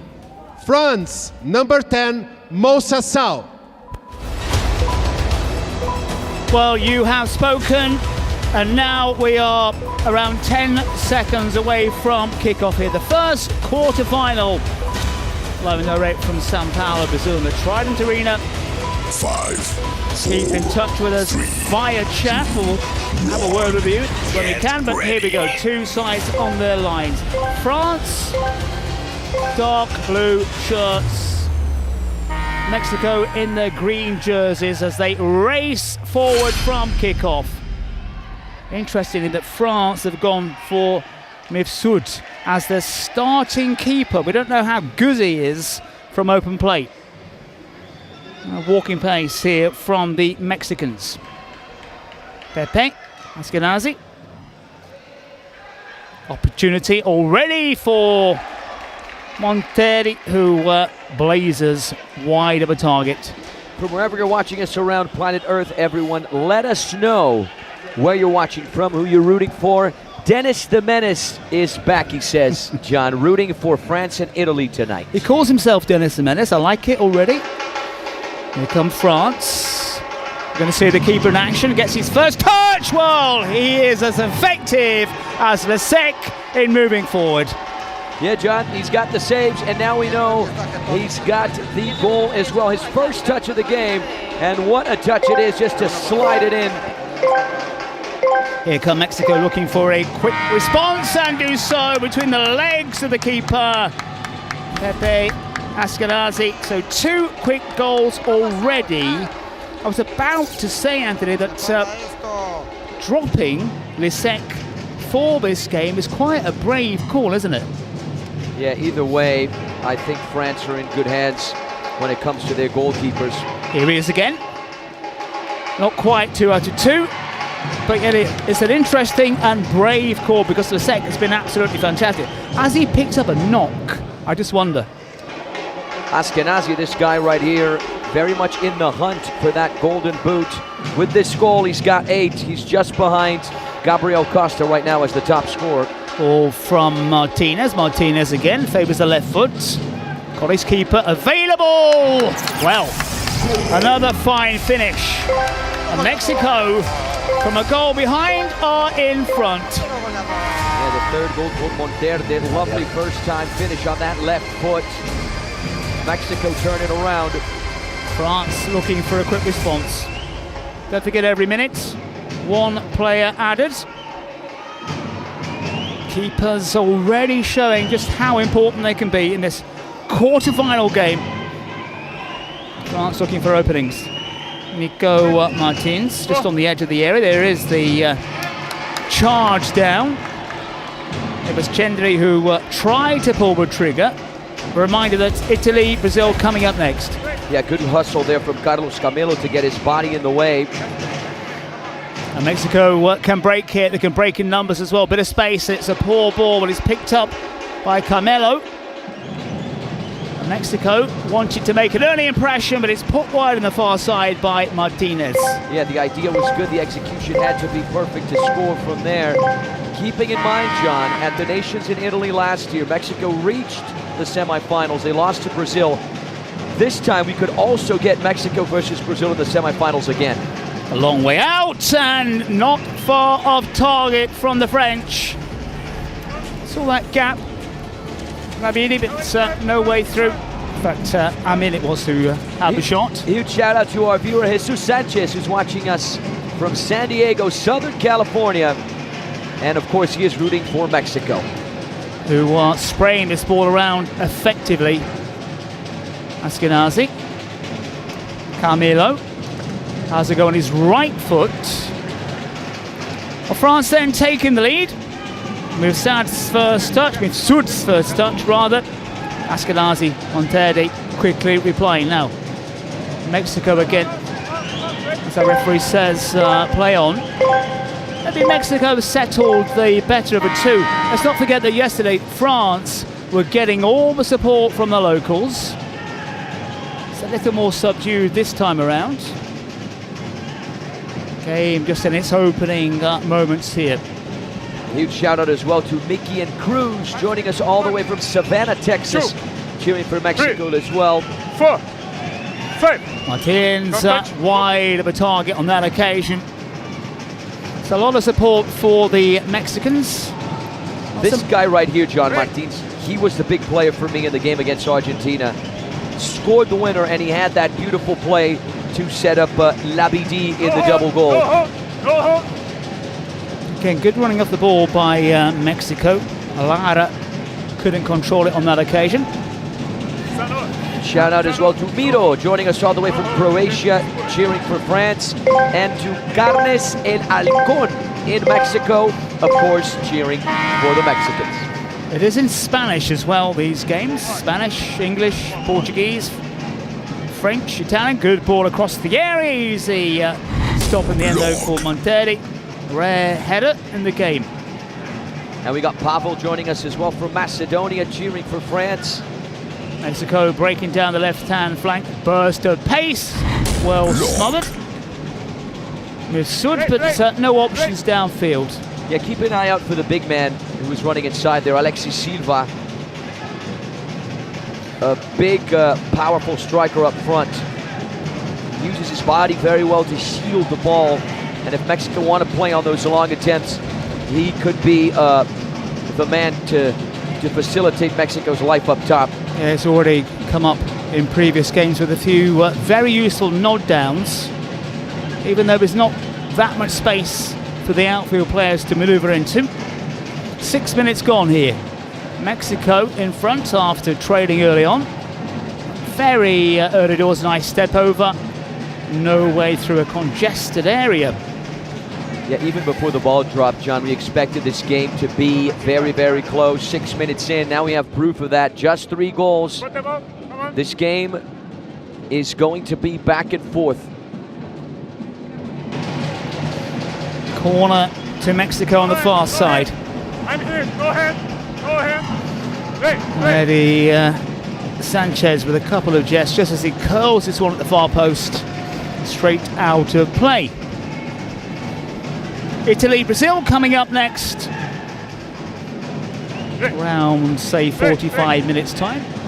Yeah, we can expect it packed at electric Trident Arena for that game.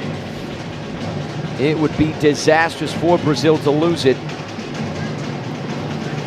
Tough old game for Brazil though against the Italians, and France just finding a little bit of rhythm.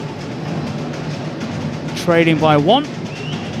And as we know, 1 goal, 2 goals, sometimes 3 goals means nothing at all. Good ball down the centre, stabs it in now. Is he offside? I think he is.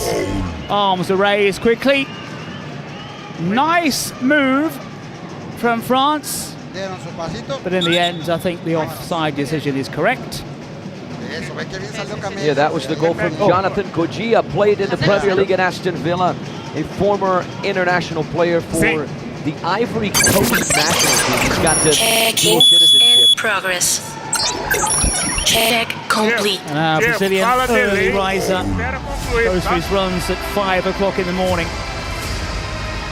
This is why we have VAR. After the check, the goal is legitimate. Gojia gets his first of the competition, and France on level. I said it, it's going to be back and forth, John. Yeah, my impression that he was offside. We didn't see the replay from VAR as this one took a wicked deflection. And that is unfortunate for Mexico. Now France spring forward. No way through. 2 apiece then. That is the call, and it is a very good call, but there's millimetres in it. Game of fine margins as ever. Game of fine margins here. Keeper beaten, and the metalwork shuddered. And a good reaction stop from Missoud, who kept his wits about him to get that one clear. You know, John, I wonder what Campi, the coach, and Rami, the president, said to France after that 8-0 loss to Italy.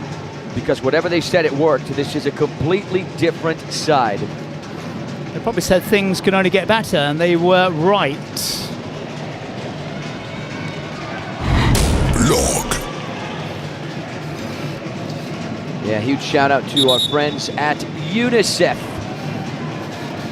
Kings League and UNICEF need you to protect children and adolescents worldwide, even in conflict and humanitarian crisis. Here come Mexico prodding and probing.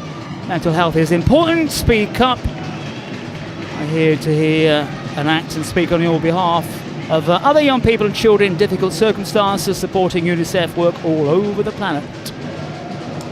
Yeah, you are connected to support UNICEF, of course, to give the opportunity to all young people and children to be connected really in a safer way, even in most difficult situations in life. Mexico still pressing. Here they come again, just prodding and probing.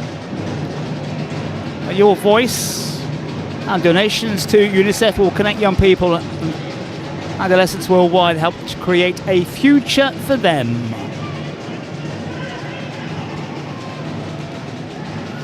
Mexico again, there's the little left. We talked about that big centre forward, as it was. France break and couldn't quite bring it under control. Chendry a little bit annoyed perhaps with himself.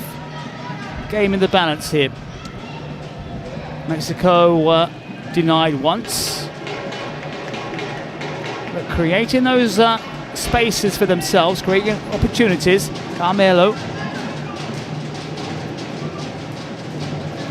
Huge shout out to our friends at the Best Acai as well. Whipped over. I claim it got a touch. 11 minutes almost is on the clock here. Game in the balance between Mexico and France. It's the first quarter-final. Italy against Brazil coming up straight after. And very little here to choose between these two. Oh, if that was aimed at Alexis Silva, he had no chance at all, but he's such a big unit, such a big focal point for the side in green.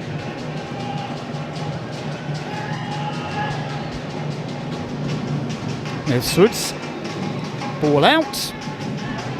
On Tede, easy claim in the end. Huge shout out to our friends in Syracuse, New York, saying, I'm here for three things: France, Brazil, and amazing impressions. Impressions, maybe he means accents. Maybe it's the time to get the accents going, John. Yeah, impressions maybe, or accents. Oh, that's great footwork. And that's almost a fabulous finish. Couldn't quite dink it forward though, Lara, on that occasion. And maybe Mexico outrunning the French so far this game. Yeah, denied by the medal there. This game is so close, John. I think it might come down to those secret cards and the president penalties.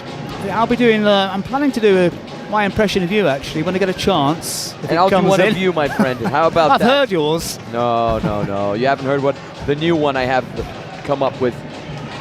I'm just waiting for the right moment. As both sides digging now. Was that a little tug? Referee says no. France a bit slow to get it away. Almost a good ball out from the French keeper. Mexico didn't play yesterday, France did, so perhaps the side in green just that little bit fresher. A walking pace from Martinez. Very congested. Good layoff from Silva. Carmelo's moved over and again it invites someone to attack that ball, but Amin read it well. Yeah, Amin, the guy who was so great against Argentina on defense, placing his body in the right place on that near post, just impeding the trajectory. Silva just getting it a little bit of a tangle. Referee calls it back. Nico Martins was on with turf. My whistle, only. Urban Crown, inside the area. League Pro. Check out our website. Tickets, information, everything you want to know, and of course all the top merchandise. A long punt forward. It's a hopeful punt. No joy for Sodi on the far side. Almost 14 gone. Anthony, what have you made of it so far? I mean, a very even game. We expected it to be this way. It is playing out in that manner. 4 goals split right down the middle. It's really going to come down to, I think, how these players use the secret cards and the president penalties. Since no one used a secret card right at minute 5, I think we can already assume that these teams do not have a star player. So the secret cards, the president penalties could really tip the scales in a certain direction. And the referee stepping in for what could be a very, very interesting free kick here for Mexico. Outside. Dead central. Outside. A couple of yards outside the D.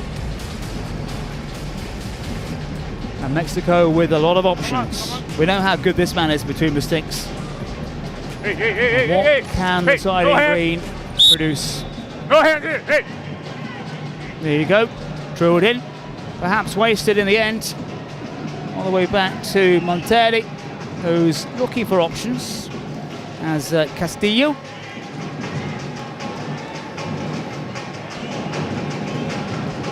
Remember to share this broadcast, everyone. The more the merrier. Share the link with friends, family members in the WhatsApp groups. Just maybe too ambitious from France on that occasion. Doesn't really have that quarter-final feel about it yet, does it? Maybe a bit too cautious on both sides. The crowd as well here, expectant, because Brazil will be taking on Italy very shortly. That's a nice turn, nice idea from Castillo.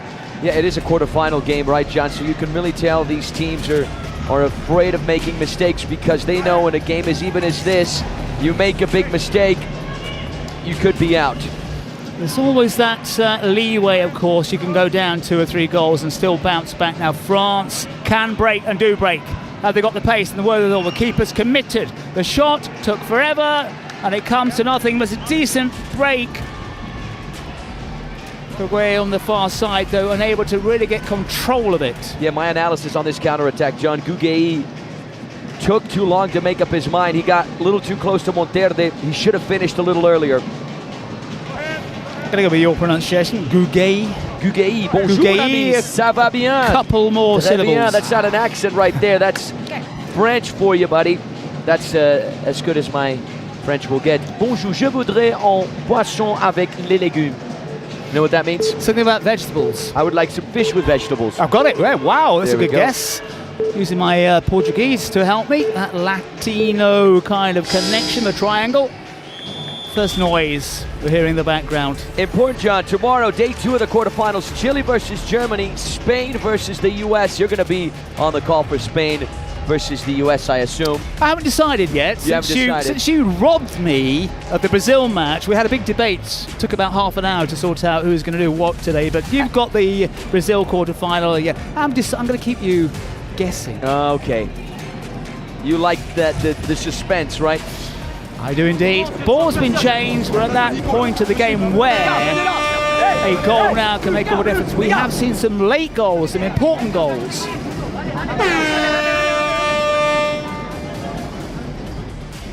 Ok, le secret il est là. Parlez plus, communiquez.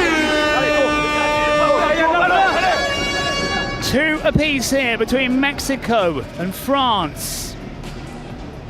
Sud giving the side of a dark blue jerseys the lead. Askenazi's been quiet. Monteri, Mexico in front. Kujia with a tight goal to make it 2-2. Now we are at a very important stage. No way out on the far side.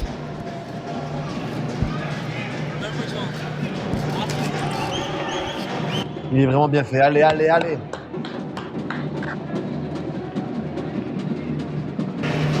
Still in the balance. Which one of these two sides can take this game by the scruff of the neck?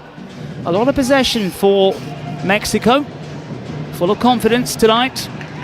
France have had to dig in on more than one occasion. The keeper, no danger.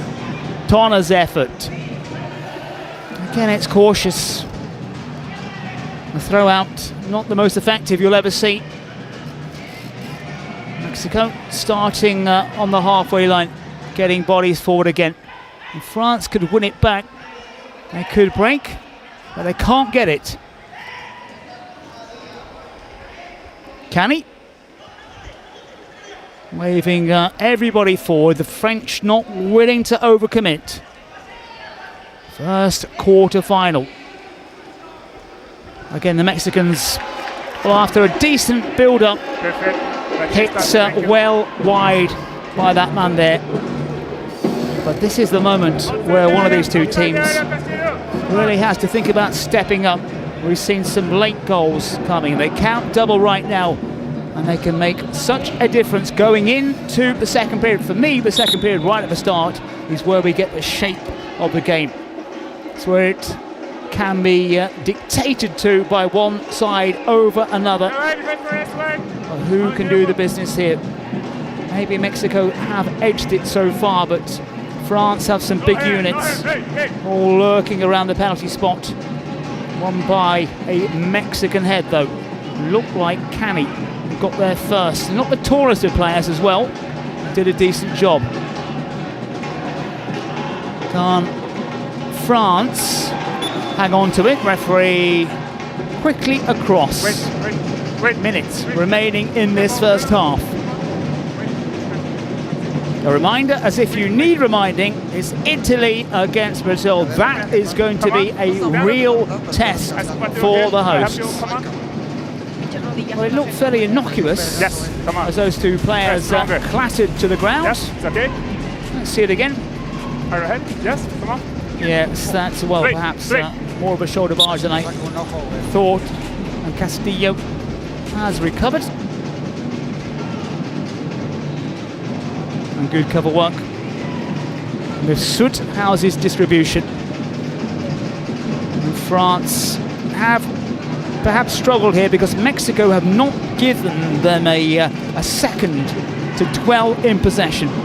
You know, John, at the end of the day, it's really not only going to come down to the secret cards and the president penalties, but also who makes the most of not only the double goal mode, so the final 3 minutes of the first half, but also the first 3 minutes of the second half, the dice minutes.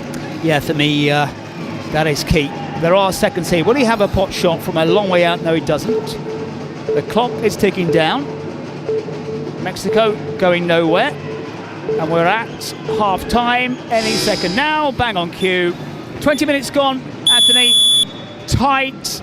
Very little to choose between the two. Yeah, lucky for Mexico that the time went out on that counterattack. Unlucky for France. You know, we've had several, right, John? But I think this just might be the most level game we've had so far in the competition. Really tough to choose a favorite here. 4 goals split right down the center. I think this second half is going to be very, very interesting. Not only the dice moment, but because both teams have the secret cards and the president penalty. We got Escorpion Dorado in the house to take it for Mexico. Since Rami is in France, I'm not quite sure whether Michel Bastos is here. If Michel Bastos isn't here, if France don't have anyone, then that president penalty will eventually be a shootout for Les Bleus.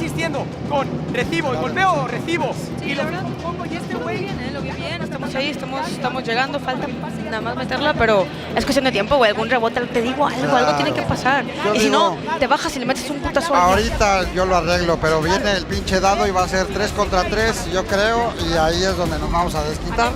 Y va a venir el pinche triunfo de México. ¡Venga, huevo, cabrones! ¡A huevo! ¡Viva México, cabrones! Ahí están todos, la pinche hinchada brasileña que también está apoyando con México. Sí, prácticamente mexicanos todos estos brasileños. Brasil está apoyando a México con todo. Vi algunos disfrazados de Kiko, del Chavo del Ocho, brasileño. Aquí es Chávez, ¿no? Es cierto. Venga, cabrones. Hoy es el camino que se tiene que iniciar para esta ronda final.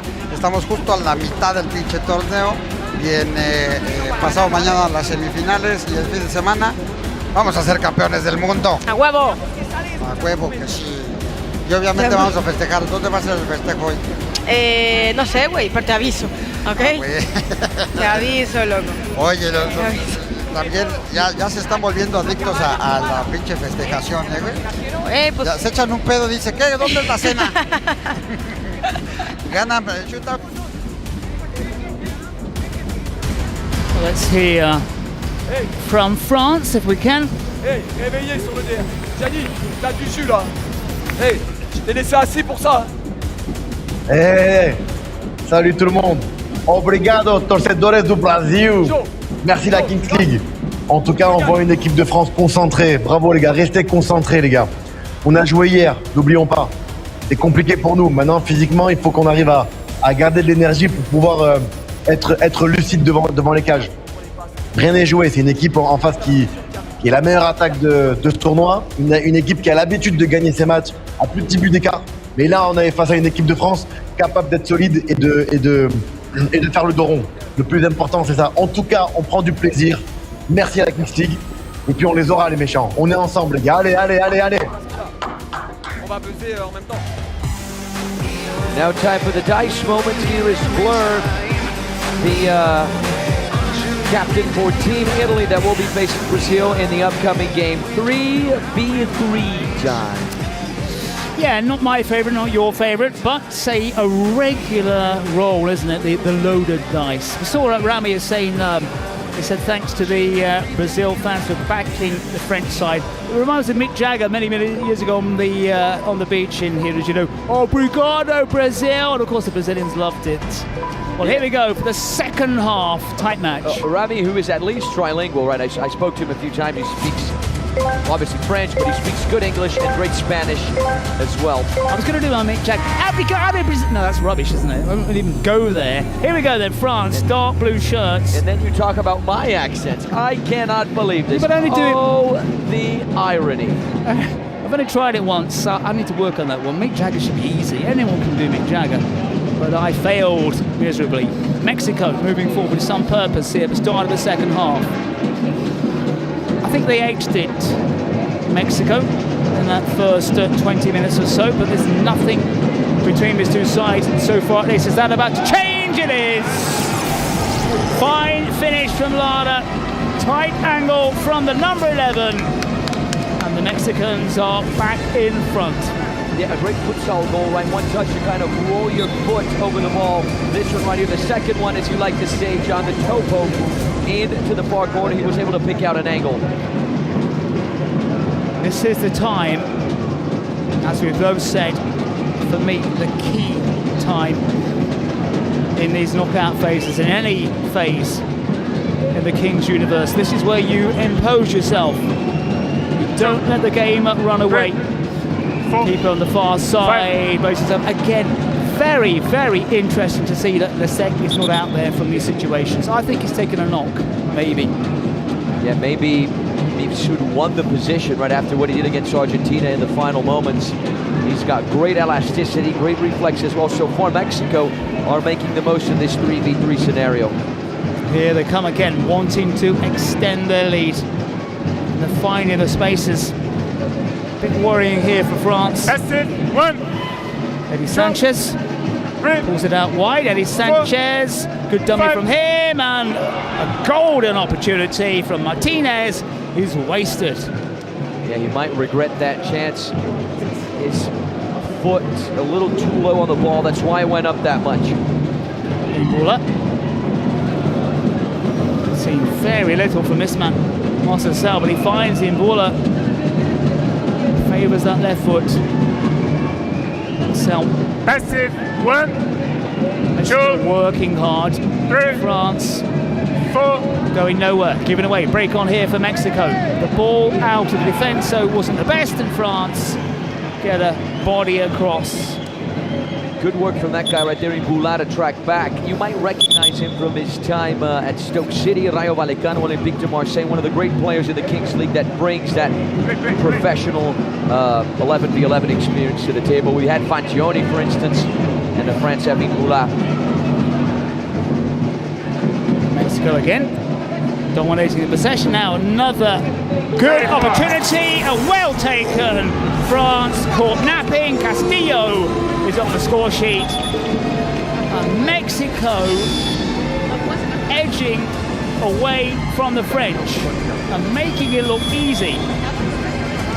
Yeah, that was the goal from Renato Castillo. He now becomes the second top scorer for Mexico in the league. 5 goals. Really intelligent for him to take a touch, right?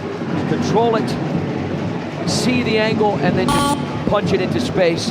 Mexico capitalized on the dice minutes. So in a game as tight as this, that is huge from Mexico. 4-2. France, for me at least, a little bit flat so far. The belief doesn't appear to be there.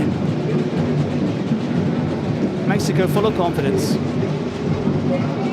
Keeping in mind, both teams still with the secret cards and president penalties that they can activate up until minute 36.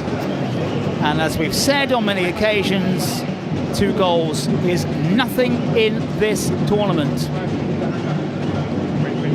Yeah, we've seen teams come back from a 3-goal deficit, right? The case of Germany against the Americans.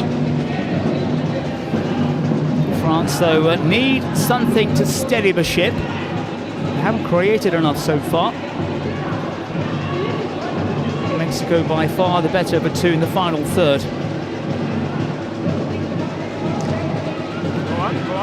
Can they get something in? No, they can't. Maybe picked up. Nice little run. The Brazilian referee saying, well, initially said no. Seemed to wave it away and then changed his mind. Come on. Wait, Camilo is clutching the ankle and more than moving around. Well, we're going to look at this one. Camilo tried to make contact. It was Sordi was really barging his way on the edge of a deep, and then fell into the number 5. 2 players down. Yeah, I see Escorpion Dorado right next to me saying Tarjeta Roja. He wants a red card. Just a few moments ago, we heard Escorpion Dorado saying that the Mexicans, they have the support from the Brazilians, right? Because there's a lot of rivalry in football between France and Brazil. France beating Brazil in a number of World Cups, 2006, 1998, I believe there was one in the 80s as well. Yeah, everyone's claiming the Brazilian support. Rambi said, oh yeah, we've got the Brazilian support now. The Golden Scorpion says we've got the support. I get the impression at the moment it's pretty much neutral. Everyone is waiting for the match, which is coming up shortly, the Italy-Brazil game. Yeah, one thing that's certain is that yesterday it looked like France were playing at home because they were facing Argentina. Now the support definitely more subdued. An opportunity here, maybe Ahim is lining himself up. Well, it won't be, and it's comes to nothing. They've got a touch though, the Mexicans, corner to France. Slight deflection there over the crossbar. Sano's efforts. Again, France haven't really clicked so far, but they've got a lot of time. Come on. Hey, go ahead. And the presidential penalties all to come. Easy for Mexico. 24 gone here, first quarter-final of the night. Yeah, a little less than 12 minutes for the teams to use the secret card in president penalties. Make sure to sync the nation schedule to your calendar on our website. Nice little stop from France, but they can't really do anything with it. Nico Martins again, and Mexico digging in. France finding it tough to make any inroads. Hey. 2 goals in it. Under normal circumstances in real-life football, that could cause problems, but not in the King's universe. Keep interacting with us, everyone, through the chat. Let us know where you're watching the game from, who you're rooting for, what you think of the commentary, what you think of the competition, these games. We want to know, and of course we'll give you a shout out live on the air. That's always very special. Maybe Mexico just hanging back a little bit now. They've got that 2-goal cushion. France seeing a bit more of the ball. Aware, of course, they can't let Mexico break. We have seen sides do this. 2-goal lead, sit on it. Doesn't always work. Sano. Hey, go ahead. Going nowhere. Yeah, Mexico deep. A lot deeper. France seeing a lot of the ball. Nico Martins. France going one way, then the other. No. Come on. No, play. Go on. Play on. Go on. France are down a man because they had. I think Zamin is on the turf. Come on, hey. No time. Mexico have a player down on his haunches.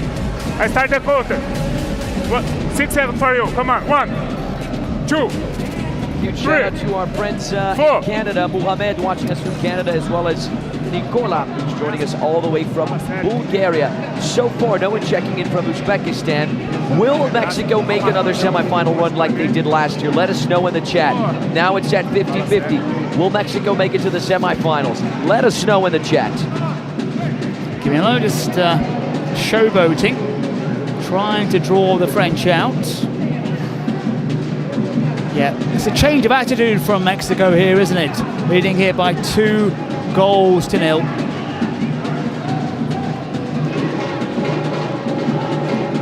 They want the French to move forward. They want to stretch the side in the dark blue jerseys.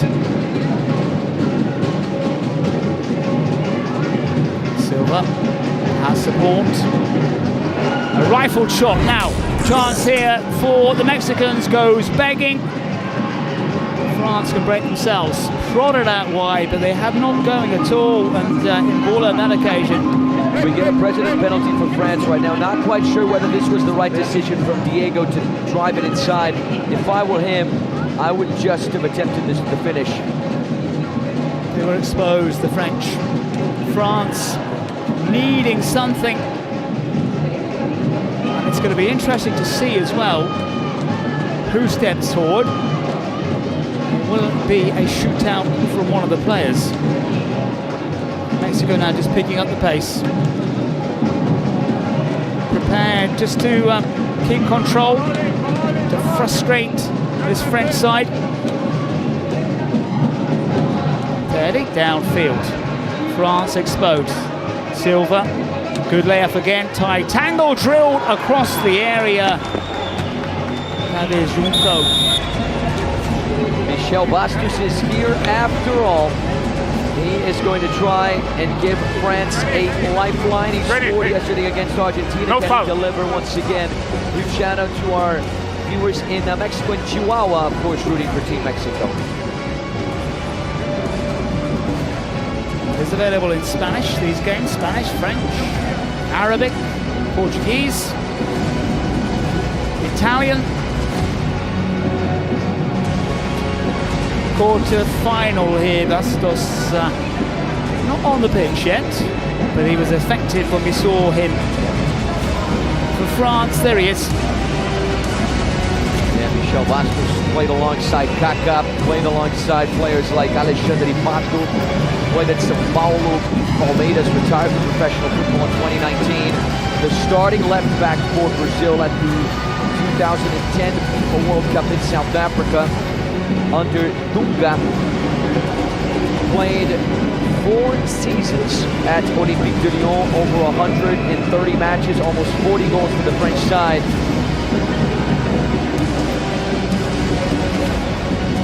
Has the ball. He's 42 years of age right now, Michel Bastos. Still looking trim and fit. This is absolutely crucial here. All just about on the spot. Daddy trying to wind up the man in the dark blue shirt. Has to put this one away. Bastos steps forward and it's stopped. Great save from the keeper. Is this game slipping away from the French? They needed that. It didn't come. Yeah, former professional player Michel Bastos, but he did not take that penalty like a pro. Huge moment for the backup goalkeeper Moises Daba, who comes up with the save. He just entered the game for the penalty kick, and this is exactly why. Yes, Montelli was, as you said, backup man.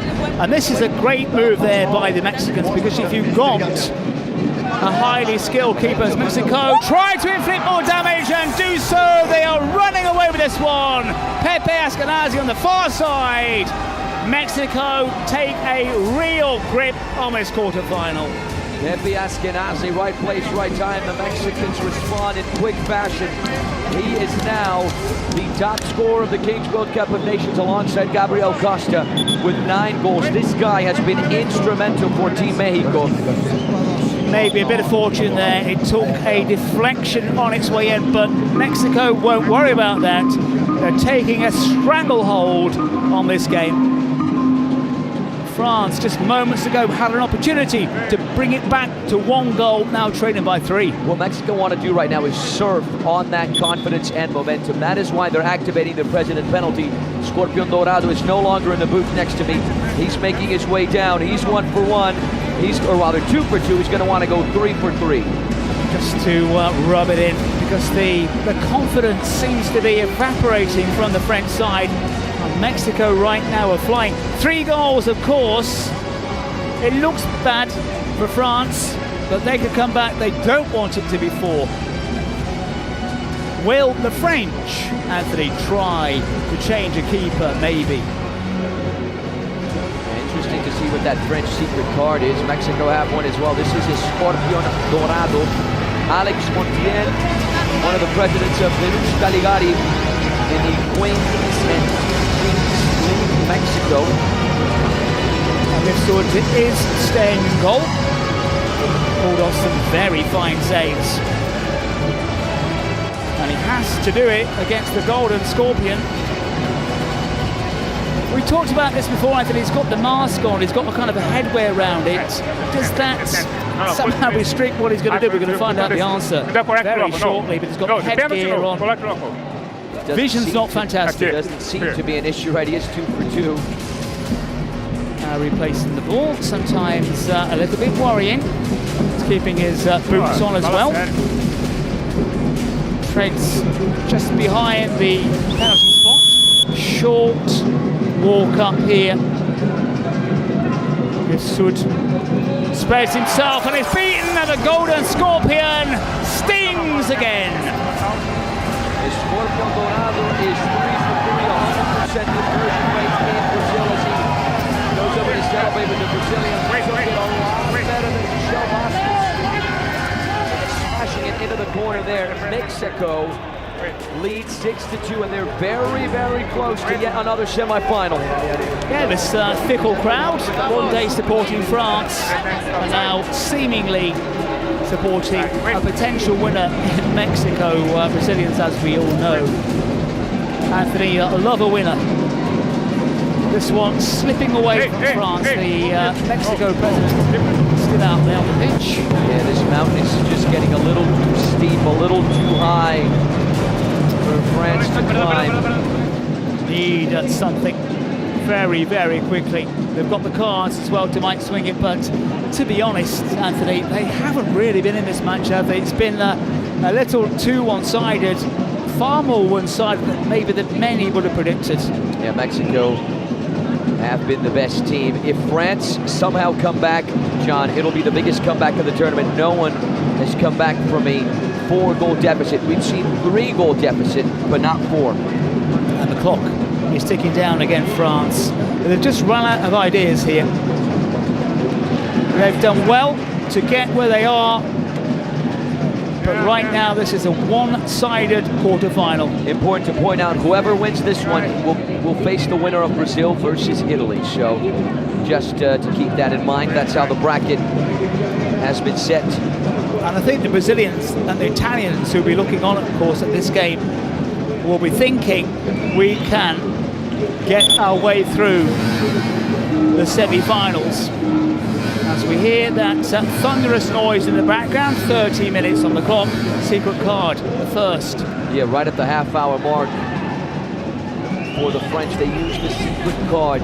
Is it a joke or a reverse penalty? A normal penalty. Be intelligent here, yes? Those would be my You're guesses. a big problem. You're a big problem, I know. Referees Stop the clock. Stop the across, clock. it's Castillo. Hey. France cannot afford to lose. What's the problem? That Come on, looked like come on. a knee into the thigh. Let's see from this angle. Be intelligent. Come on, guys. Oh, he stood at the foot as well. Not. Come on, theatrics. sit. Come on, Castillo. stand up. Hey. Stand up.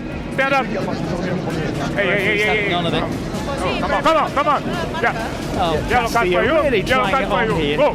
2 leave now. 2 One minutes thing we saw from that replay, John, is that Castillo is making the most of this situation. No. Corner. They want Go VAR. now. Number France. Number Might get 22. hooks You, himself. number 5. What he's Your last staying chance on the for you. ground, Come on. isn't he? Go outside. Maybe just trying to wind up the French, of course. Let's see how quickly he recovers. It there was a little clip on the ankle. Of course, it can be painful, but we're going to see how freely he moves in a second. Now he is going to race forward, I'm sure. Yeah, he's moving okay now. France needs something. They won't get it like that. It's a good idea there for Bouguet. Now the time for the revelation of that secret card. Can this be the card to give France a lifeline, to get Les Bleus back into the game? Quater.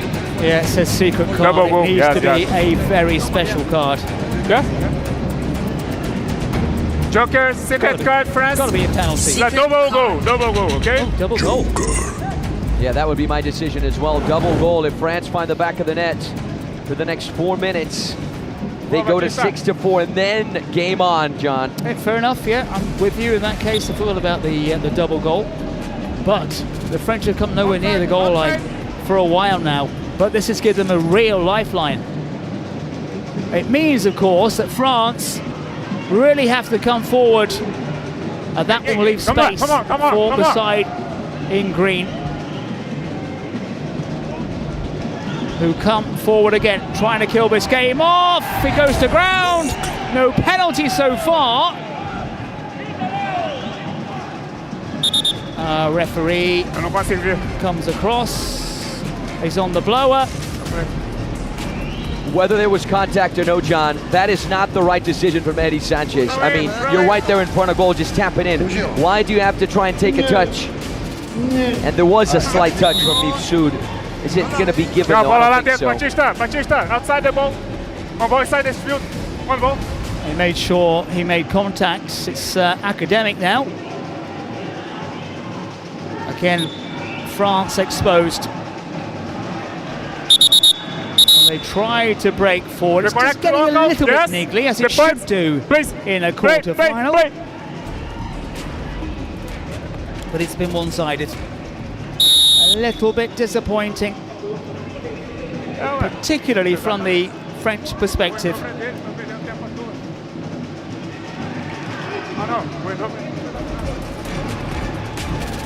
Clock ticking down very quickly, especially from the viewpoint of the French. Mexico with a high press, and France just cannot bring it away. Silva, good challenge on him.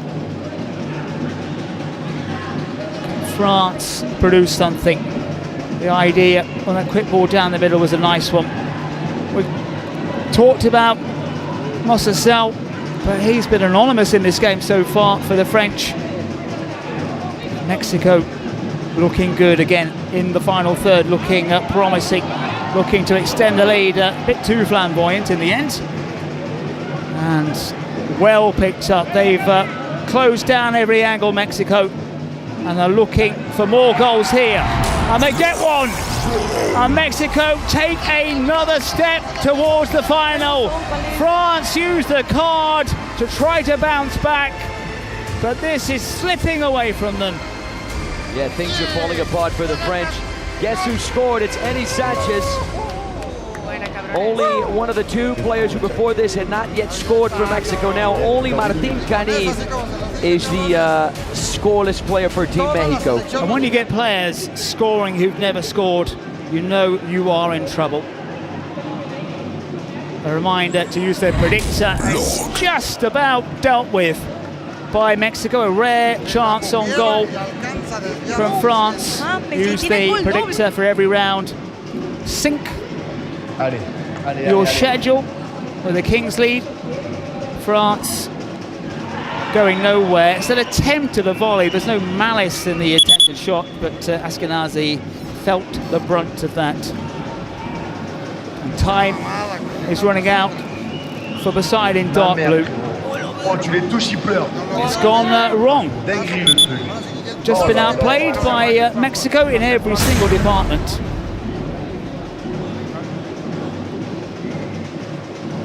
Yeah, Pepe Ashkenazi, the star man for Mexico, is down. Mexico is certainly hoping it's nothing serious, because if they want to shoot for the stars, they are going to need this guy in good form. Scorpion Dorado is loving it alongside Samantha Rivers.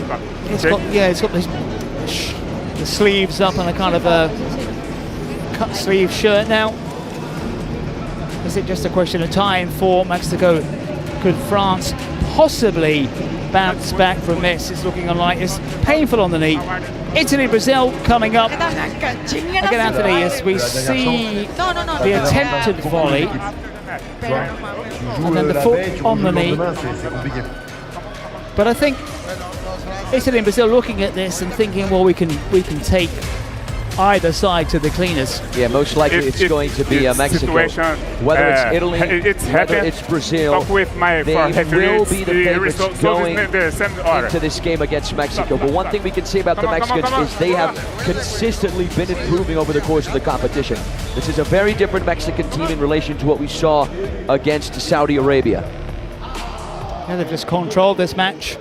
They've looked better up front, and here they come again. And every time they get the ball in the final third, Mexico look more than capable of scoring. France, I'm afraid to say for them, have looked a little clueless.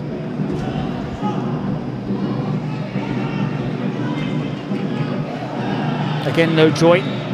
Again, Mexico with aplomb, just pile on the agony. They make it look all so easy as they pick their way through. Davies this time just adds to the scoreline, and it's been so convincing and again so one-sided, Anthony. And even the people who were behind Mexico, even for them, I don't think they would have thought this would happen today. Yeah, this is a lovely individual goal from Davis Junco. Tip of the cleat, toe poke, or tip of the boot, if you may. Mexico are picking France apart, 8-2. Yeah, the heads have dropped for France. Checking in progress. What is it that they have seen? I still check, yes. Put the frame, please. They look fairly legit. Now referee's going to cross. So what is it they have spotted? Officials have been pretty good so far in this tournament. The France used the head. Don't make a consideration, Georgie.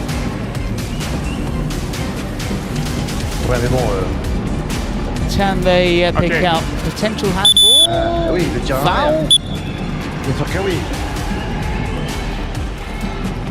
Check complete. Oh, il n'y a pas but. C'est 2. Still a free kick in the end. A bit harsh, I feel, on Mexico. Goal scrubbed out, but it's still a mountain for the French to climb. And the French no longer have the double goal card, right? They were unable to score in those 4 minutes of the double goal privileges. So, again, if France come back from this 5-goal deficit, it'll be the biggest comeback of the competition. Not likely, but certainly possible. We've seen it done before, not in this competition, but in other Kings League tournaments within this universe.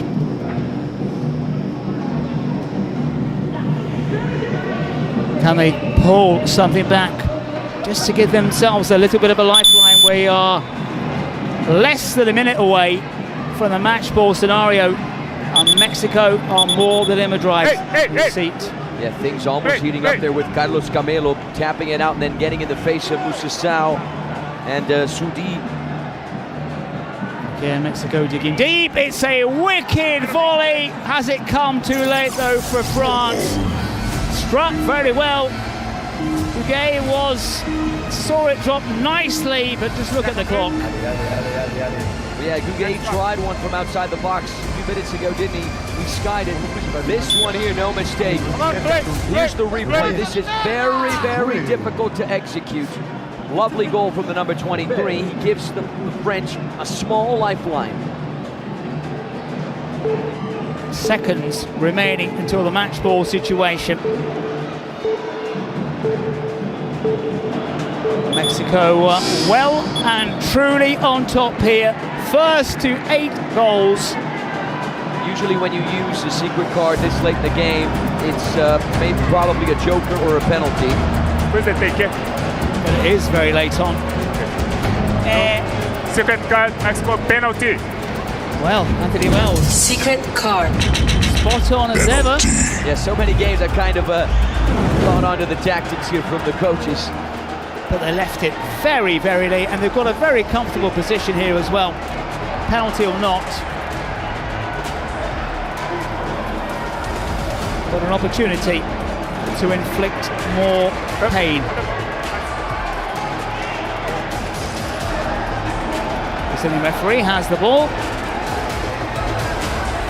You know, I wonder if they should give this one to Martin Cani. I don't think they have. It's the captain strolling forward. Martinez.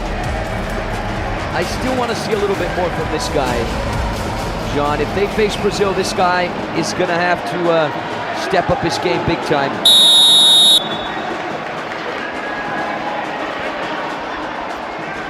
Opportunity to rub salt in the wounds! And he smashes it onto the upright. And that 8th goal will not come from Mexico, but they are in a very, very good position. Yeah, it had the power, had the pace, didn't quite have the placement though. Left-footed finish off the metal. Here from the two teams.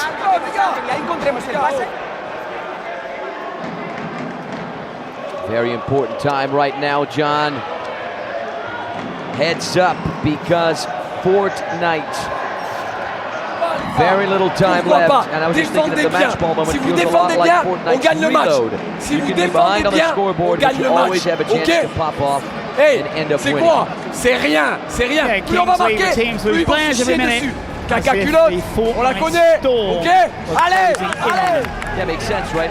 And if this brilliant philosophical reflection has made anyone want to play, you've got the download link in the chat. Remember, everyone, after this game, we got the big one, Italy versus Brazil. So do not leave us. On the contrary, invite your friends for the big game tonight. Well, here we go then. Mexico needing one more goal. France needing a hatful. It's been flat from France so far. Magnificent from Mexico. Here we go. Back to the keeper. Montelli's hardly been challenged. Mexico looking exceptionally good for a place in the quarterfinals. Italy, Brazil coming up moments after this. Now Montelli himself will go for it, smashes it in, and only just off target. There's some glum looking faces in dark blue. A reminder to get your voting for the MVP. Vote for the name, not the number. Yeah, this guy right here, Monterde, scored the first of the game, almost scored the last. He's got a great left foot on him, doesn't he? As they have done for most of this match. Was that oh well, it doesn't have the finish in the end from Camilo. But it was a bit of an elastico, wasn't it, from the number 6? Yeah, Carlos Camilo has got quick feet. Flip-flop, isn't flip-flop that's known around the world? Elastico in Brazil. 3, 4, France. 5, 6. Trying to find a way through. And it's been the story of the night. Played much better against Argentina. But Mexico, a different kettle of fish. Ya salió. Ya salió. Yeah, elastico, something that Ronaldinho did oh so well during his days at Barcelona. Yeah, I think we mentioned it before, Rivelino as well. Rivelino as well. World Cup winner in Brazil, 1970. The guy with the touch. Maradona's favourite player, apparently. When Maradona was growing up, he wanted to be like Rivelino. 1, 2, 3. France need to move it. They do so, but it comes to nothing. 3. Yeah, the situation's very tough for France. They're going to have to be perfect, really, get everything right at the front and at the back if they want to dream of coming back. They just have not been anywhere near good enough tonight, France. Passive again. Did score first. 2. Quater again, tries to pick out his spot. Well covered. Mifsud. I just wonder if the inclusion of Mifsud was the right choice in the end. Mexico break. Need to stay on side. Good interchange. France getting bodies back. A few step overs. There's a little bit of contact there. Eddie Sanchez looks around where his keeper is.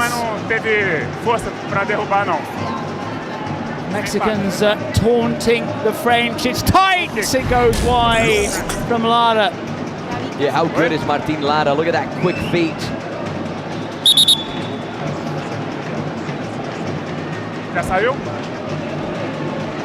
Oh, we talked about the change of keeper.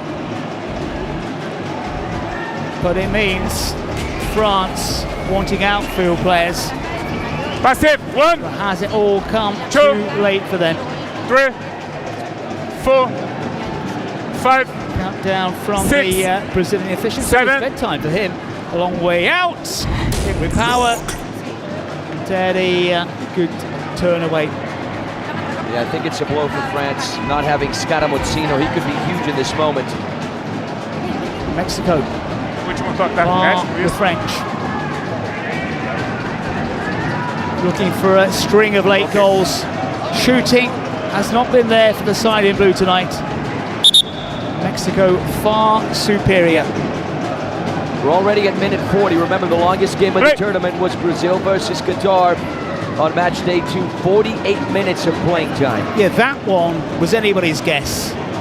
This one really is a question of time. Eddie Sanchez shuffles that ball forward to Castillo. Sanchez again. Space on the far side. Well, Mifsud does enough to get his body in the way. A little selfish there from Pepe. He had a Castillo running inside. It could have been an easy tap in. Yeah, everybody wants the moment of glory.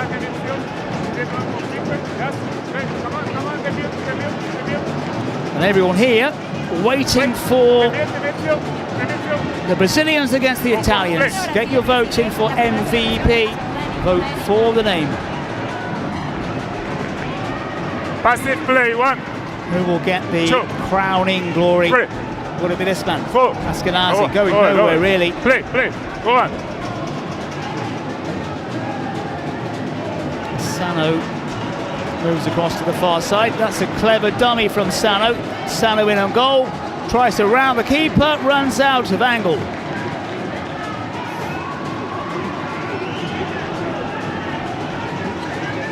Mifsud, who did score. Backfield violation. I heard the referee saying a backfield violation. Well, this one dragging on a little bit as far as the Mexicans are concerned. 1v1 situation, the outfield players, Anthony. Maybe that just gives France a little bit of a chance. Yeah, it's the speedy Martin Lara versus the number 29. Tiro de meta, calma aí, segundo. Hello, sorry. Sudi. Come on. I'm going to translate that. Monterde staying at home. Lara tries to round his man. Can't do so. Já pode sair? Play, 2 against 2. Okay. 2 against 2. So they've got Mifsud with him. We know he's going to go to his right eventually. Go ahead. Can he get it from his foot? Couldn't get a clean shot on it. Scorpions on the far side on the Mexico bench. I think they're fairly confident. But this has taken a while. Now Nico Martins on his far side, he's got support. France hoping for what would be the comeback of a tournament, and they stroke it into the net. They're still alive, Martins, on that occasion. Wait. Check it. Wait. Martins, right place, right time, right finish. Gives France another lifeline, 7-4, 3 goals. What? Cool finish. Check complete. But still a lot more work for the French side to do. Castillo goes one way, then the other. His captain is available. This is it. Surely this is it now. Good footwork. Dalles dinks it over the keeper. Martinez does it for Mexico. They will go through. Failure for France. Marvelous for the Mexicans. Yeah, better late than never from Jose Martinez. This guy's got ice running through his veins. Brings the Frenchman into the curve and then a little chip over and in. Send Mexico into yet another semifinal. Huge victory for Team Mexico, 8-5, or sorry, 8-4. Very, very one-sided. France never at it, never really looked convincing. Mexico coasting into the semi-finals. Italy against Brazil coming up shortly. The MVP, Ashkenazi, is going to get it, I think, but it was never a contest, and that has surprised many. Surprised Mexico to their delight, of course, but France a bit miserable. Yeah, Pepe Ashkenazi picking up his third MVP of the match.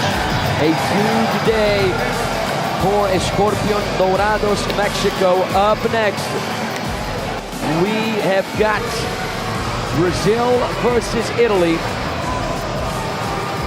And we have a special video coming your way.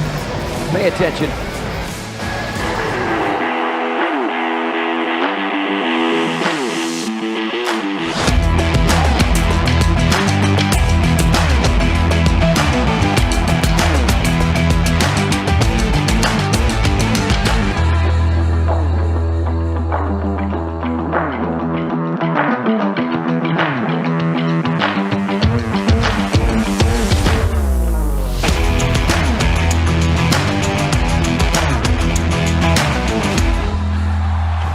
Kings League Clash of Captains.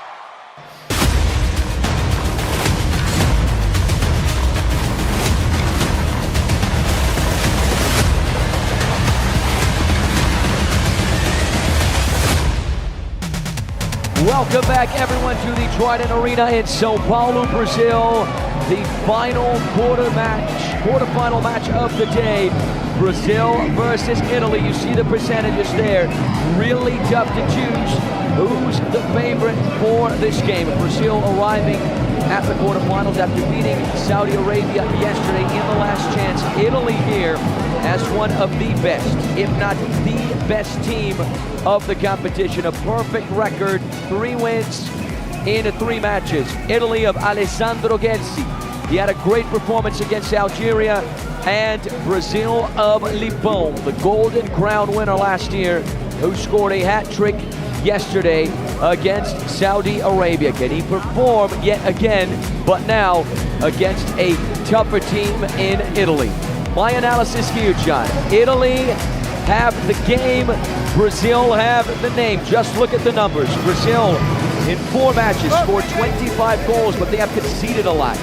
15 goals conceded for the hosts and defending champions. Italy, though, have conceded just 7 goals in 3 games. Not a whole lot within this universe, and they have scored 24 goals. They have transformed themselves into a goal-scoring machine in that Group C. Yeah, Dedo there, we saw the hair in the background. Italy have never really looked troubled. You cannot say that about the Brazilians, who've almost come a cropper on more than one occasion. Second best against Spain. For my money, second best against Quater, but they showed their resilience. Quater let them off the hook, I think, and then 2 easy games against Brazil and Saudi, which I don't think you can really count.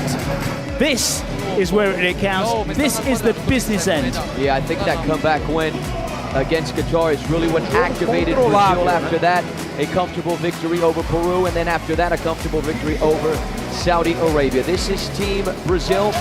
You see there, Coringa, a big influencer here in the country, alongside Serol and alongside Dedo. If Brazil want to stop the likes of Perotti and Colombo, they're going to need Dedo performing.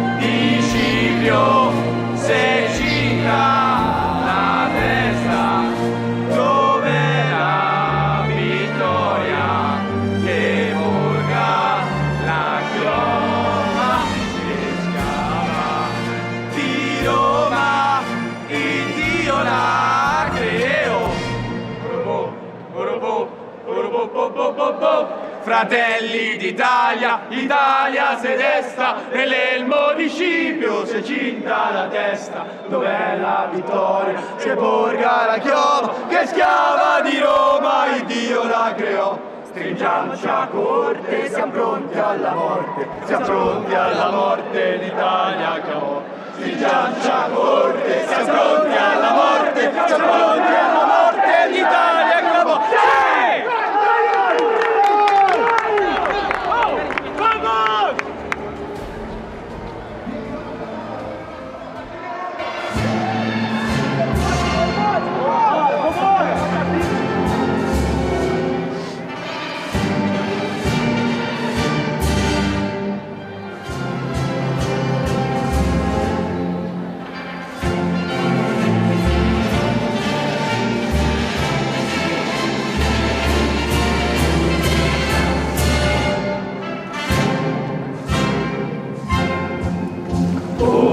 Do Ipiranga, as margens clássicas de povo heróico, brado, retumbante, que o sol da liberdade, raios fúlgidos, brilhou no céu da pátria nesse instante.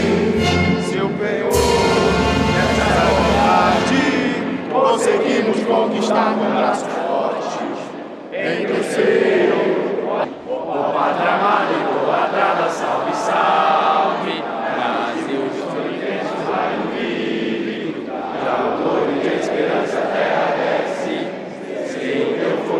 Céu risonho e límpido, a imagem do cruzeiro resplandece, gigante pela própria natureza.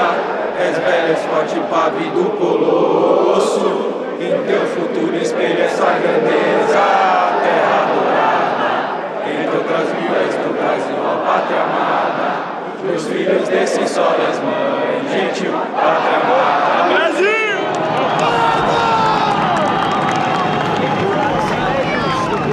Football supporters here at the Quater Arena showing us how you sing a national anthem. Yeah, the bazookas, get your vote in. Yeah, make sure you vote in the chat. Just type in the name of who will be starting the 1v1 scale of Alessandro Colombo boa and noite, Alessandro boa noite. Getzi on the options. Italy, Leleche de Bon, the options for Brazil.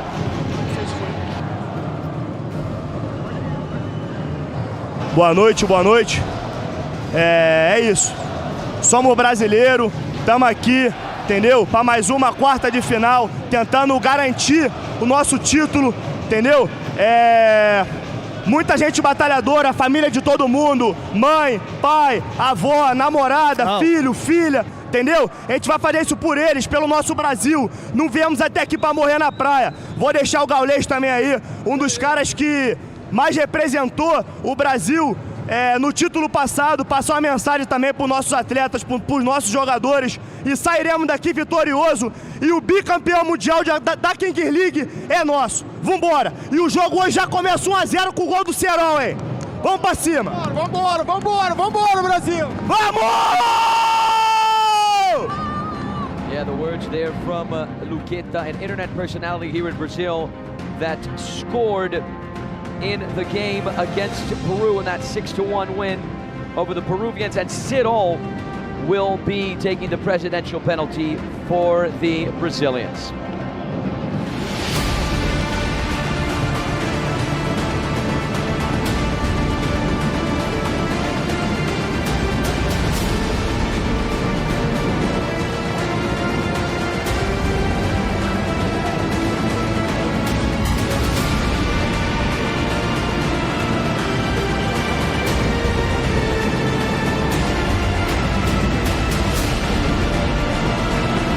players head for the handshakes, and we are gearing up. We are getting ready to go for Brazil versus Italy. Italy versus Brazil, the big quarterfinal clash of the day.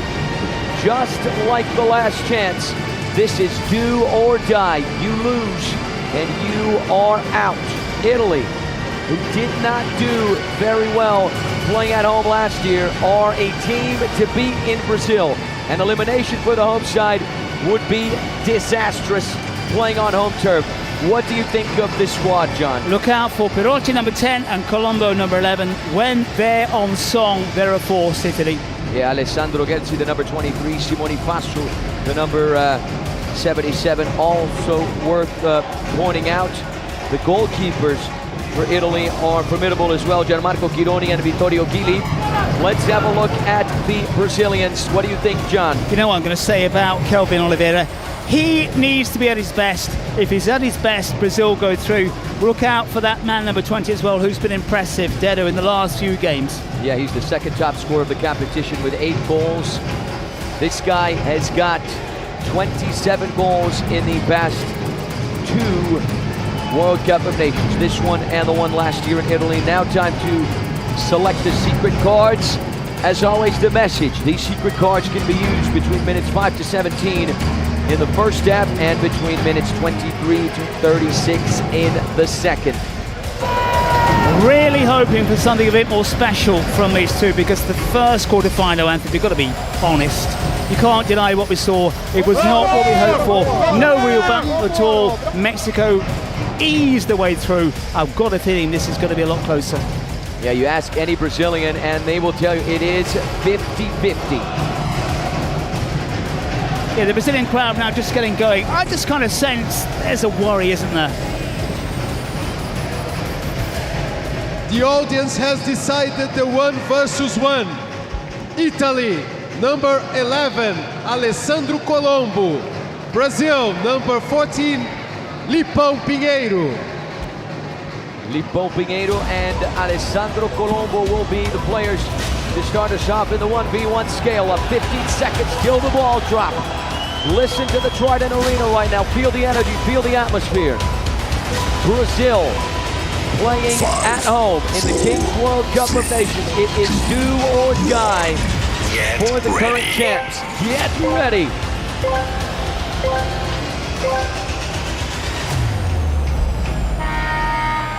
And this is the dash to the center circle. Lipão gets the first touch and first possession for Brazil. Whoever capitalizes on these moments will have the edge. There's Lipão on his right foot. He's going to try and tee up. Vitão almost good enough for the goalkeeper to get to it. It rolls out of bounds. There was a touch there, corner kick for Brazil. Take it short with Lipão. Back towards Vitão. Scored the opening goal in the last game against Saudi Arabia. Through the legs of the goalkeeper. And he scores again against Italy. Brazil break the deadlock and draw first blood. Vitão with his second goal, back-to-back goals for the number 33 in 2 games. Yeah, I thought he missed that tap in early on, but he made up with it with a decent football. So, some tension relief for the Brazilians, but a long way to go. Here come Italy, Alessandro Colombo! Smashes it in! Italy respond in quick fashion. They are level. It's Alessandro Colombo with his 7th of the competition. Too easy for Colombo, showing the defensive frailties of the side in the golden yellow shirt. Here's Vitão connecting with the Lipão. That was a poor touch. Italy almost able to get the counter-attack going. Brazil with the sideline throw. A minute and a half into the game. And Perotti's already out there for Italy. Lelechi, he was great against Saudi Arabia. He's going to have to be great today for Brazil. Lipão off the post and in. Brazil regain the lead. Lipão with his 7th of the competition. Listen to the Trident Arena right now. That wasn't great keeping. Really, everyone says from those kind of tight angles that the keeper should stop it. A deflection. Deflection helped. Brazil won't mind. Here come Italy, responding once again with Colombo on that left-hand side. He's got the support from Gili. This is Perotti, another man to watch on the Italian side. 8 goals to his name in the World Cup of Nations. Here's Colombo once again towards Gili. He's got the support from Perotti. On that excellent left foot of his, he's Gili. Left foot, and he curves it wide. Try to pick his spots. The atmosphere now really is starting to build up here in the Trident Arena. All smiles for the Brazilians, but it's early doors. You saw there Nibi Stefan a few moments ago alongside Ebi Ciariel, who sings La Vingolaço, the official anthem of the World Cup. Is the through ball for Kelvin Oliveira. The pass didn't quite find its intended target. Such a technically brilliant player, but he's also very, very quick-witted as well. Here's Perotti inside. The turn from Marino. Didn't have much of an angle there. He sends it wide. It is just a goal kick for Brazil. 3.5 minutes in, John. Yeah, frustration as well for the side in blue when Marino went through and didn't look around him. There were better options. This is Andres on that left-hand side, works his way in.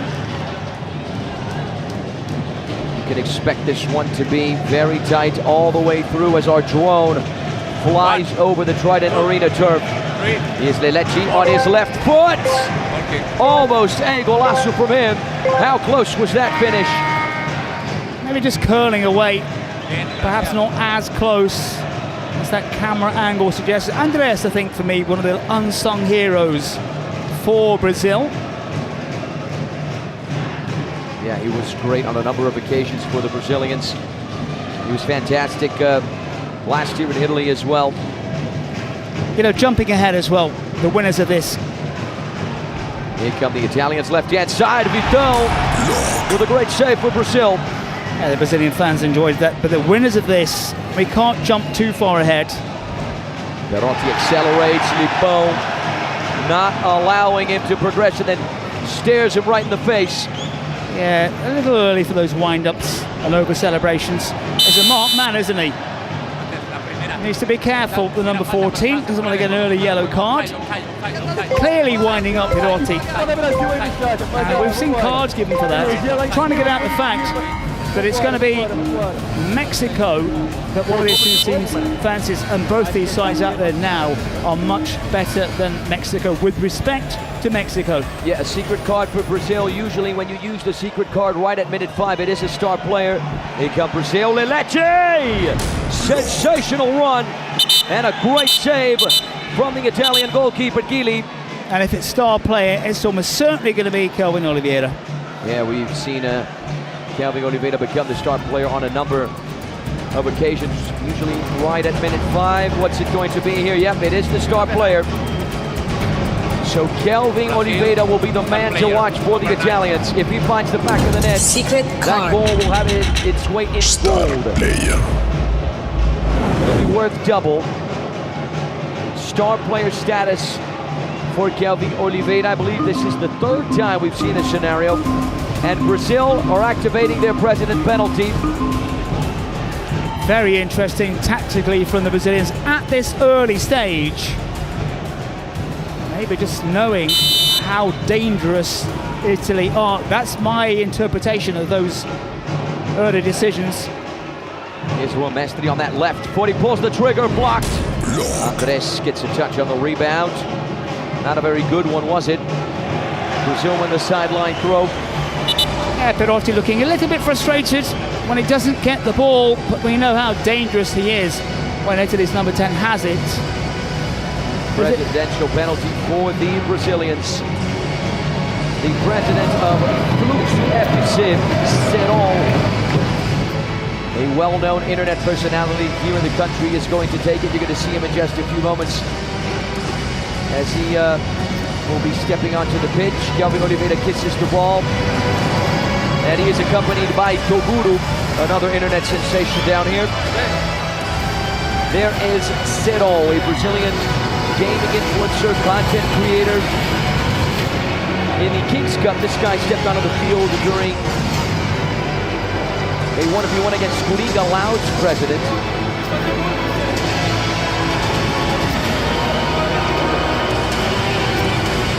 You're going to get the handshake again for me. It is competitive what we're looking at here. I would not be coming over shaking hands.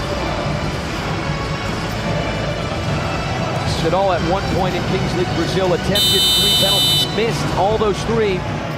The referee sounds the whistle. It's a bit close for me, and he's moving from one side to another. Here's Ciro, left foot on it! He delivers. Sensational strike. He sends it into the corner. No chances whatsoever for Victorio Dili. Brazil make it 3-1. They capitalize on that presidential penalty. What a game, John. Good lead for the Brazilians. Just a basic that's a swinger, isn't it, really? You just swing that left leg. There's no real technique involved. Any penalty you score is worth it. And in the end, it was a decent strike into inside netting. Here's Andres. 4-1. Huge for Brazil. They have the momentum. Right after the presidential penalty, Andres goes for that far corner, and he is successful because Lelechi was there, right place, right time. He taps it in, and Brazil now have a 3-goal lead. Lelechi Garcia with his 4th of the tournament. Well, the Brazilians are making it look very, very easy here. A bit of fortune, you've got to say, but the right man at the right time sliding in. Everything is going right for the gold and yellow shirts. Italy have to react. They need to react from the bench to change this around. Yeah, a lot of fortune there for Brazil, who will take it off the post, off of Lelechi, and into the back of the net. Keeping in mind, Kelvin Oliveira is the star player. If he scores, his goal will be worth double. Are they looking at maybe a handball, maybe a potential offside? That's what I think it could be. Well, this is bad news here for Brazil. It's handball, it's offside. In progress. Checking in progress. VAR intervention right now. Was that a handball? That is the question right now here at the Trident Arena. Hopefully this replay will clarify a few things.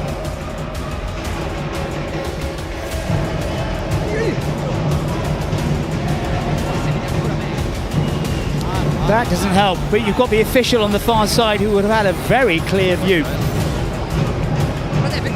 Brazil score just might be called off. Yeah, I think it caught the hand. The hand's hidden behind the thigh, but you just see a little bump right there. I think he handled it.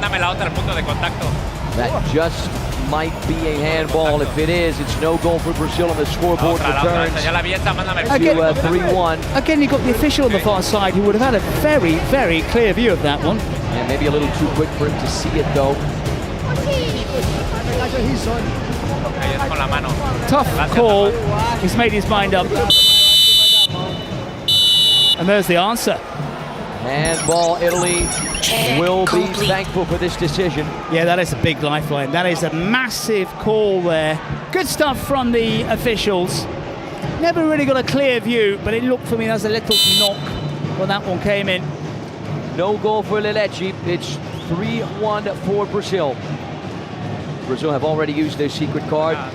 They have already used their presidential penalty.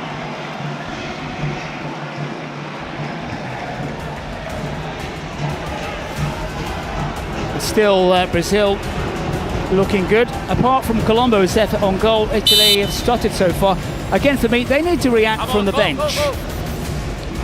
Keep checking in with us, guys. Let us know where you're watching the game from, who you're rooting for. Here's Dedu. Very quick thinking from Brazil's number 20.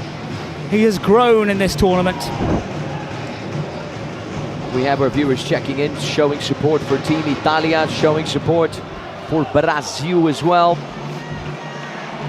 We're closing in on minute 7, a very even game. Right from the beginning, as we expected, Italy still have their secret card and the presidential penalty. Here is Andres once again on this left-hand side. Right foot on it. Able to get it on target, not able though to beat Gili. He will restart for the Europeans. Here's Perotti. Works his way inside. There's a through ball. A little too powerful there. Marino wins it back for Italy. This is Colombo, just one touch for Marino, dispossessed. Lenecci with it. Yeah, Marino's looked a bit cloggy so far. I thought that ball from Perotti was perfect. I thought his teammate miscontrolled it. Italy restart with Gili in the center circle. Perotti just, or rather Marino clipped there by Dedo. This is Gili, sends it up, intercepted. Kelvin Oliveira dispossessed by Didio. This guy's solid defensively for the Italians. Cheeky back heel touch. Here's Didio. He pulls the trigger and Vital pulls off. Yet another great save. Brazil have the counter attack. Here's Kelvin Oliveira. He's going to smash it in. Yes, he is. It's a goal for Brazil from the star player Kelvin Oliveira. You know what this means. Brazil now lead 5-1. What a finish from Kelvin Oliveira to clear the goalkeeper, open up an angle, and with that left foot, drive it in. Kelvin, the Iceman, the gelado, as they say in Portuguese. Oliveira gives Brazil a 4-goal lead. And that goal coming after a magnificent move from the Italians. Fabulous stop from the Brazilian keeper, and then a great move forward. And a wonderful finish as well. I'm going to misquote you. I'm going to say he's got liquid blood running through his veins. Liquid nitrogen, my friend. Liquid blood. I'll have changed it. I'm misquoting you. I'll take it, my friend. I'll take it. I'll let that be your thing, buddy. Oh, that is a massive goal for the Brazilians. Yeah, this is a different Brazil, certainly, than what we saw, especially against Spain. The Trident Arena has erupted. Different Brazil, and certainly a different Italy. Check out the Urban Crown collection at the website. Well, we saw an easy win for Mexico, who breezed past France, and right now it's looking that way for the hosts. Again, a big surprise. It's 26 degrees Celsius right now, but after that goal from Kelvin Oliveira, it is very, very cold here within the Trident Arena walls. Here's Andres on that left-hand side. Brazil surfing on the momentum, surfing on the confidence. Here's Kelvin Oliveira. Cheeky for Andres inside, straight towards Gili. Still a long way to go, but 4-goal deficit already with only 10.5 minutes gone. And Italy just have not got going here. And here comes Brazil once again. They win it back. Luan Mestre has liquid nitrogen running through his veins. That was absolutely sensational from the Brazilian number 19. He gets his first of the competition, number 6 for Brazil in the game. A huge mistake from the Italian defense, and if you make this sort of mistake against Brazil playing at home, they will punish, and that's exactly what the Seleção do. Yeah, all credit to Well, who made that challenge, and nobody, even the Brazilians, would have expected this. They expected a tougher match, so did we. But Brazil are taking full advantage of what so far is the worst performance by the Italians by a long way. Yeah, Italy did well in the group stage, but against the likes of France, Poland, and Algeria, it's all about putting that competition into perspective. Brazil, a whole different ball game. 11 minutes and counting. Italy trying to get back into this one. Here's the rocket from range. It's way out from Lo Faso. Yeah, but everything has gone wrong here for the Italians. Again, I'm a little surprised you've not seen the card, unless the card isn't particularly useful, but you've got to make the most of what card you're given. But Italy just not at the races, in the same way that France weren't at the races against Mexico. Kelvin Oliveira now the top scorer alongside Gabriel Costa and Pepe Askenazi.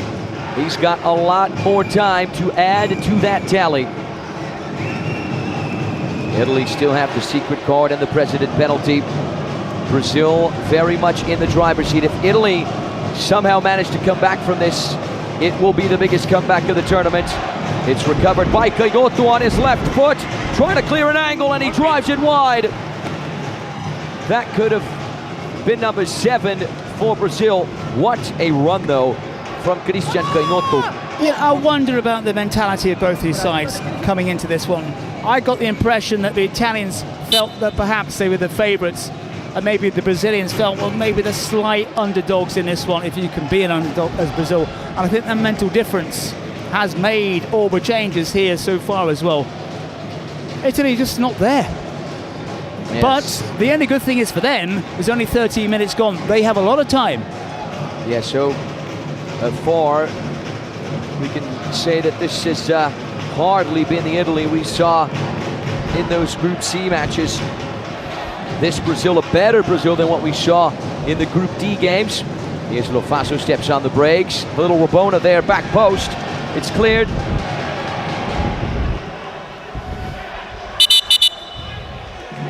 Sideline throw for the Europeans on the far side. In the earlier game, a 12-goal shootout between Mexico and France as Mexico win 8-4 and punch their ticket into the semifinal. Right now, we're going to have Brazil and Mexico once again in the semifinals of the Kings World Cup of Nations. That was the game in Italy last year, and Brazil won 3-1. Here's Everton Libão off the post and in! Sensational from the Golden Crown winner. Went for the far angle, and he went the right way. One touch on the ball, that's all he needed. No chances whatsoever for Guilherme. Brazil are picking Italy apart. This is more like the Libão we saw in 2025. Yeah, you've got one side in the golden yellow, the confidence sky high, and a deflated team in blue. As we saw earlier as well, side in blue, just not at the races. Make sure to get your tickets on our website, kingsleague.pro. January 17th at the Allianz Parque.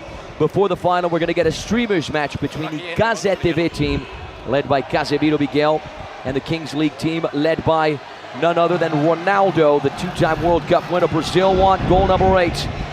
Counter-attack. Yeah, the way things are going here, Brazil are going to end up with double figures. 15 minutes and counting.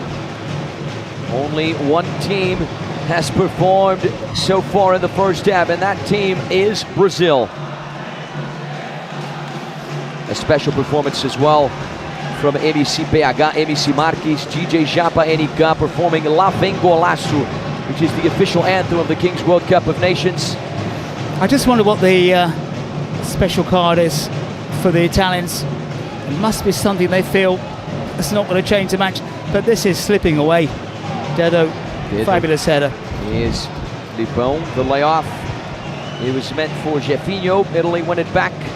Step overs from Colombo, dispossessed. Brazil solid offensively, solid defensively, not giving the Italians a chance as we're less than 60 seconds away from the double goal. Here's the powerful sideline throw. Here's Stone trying to clear an angle.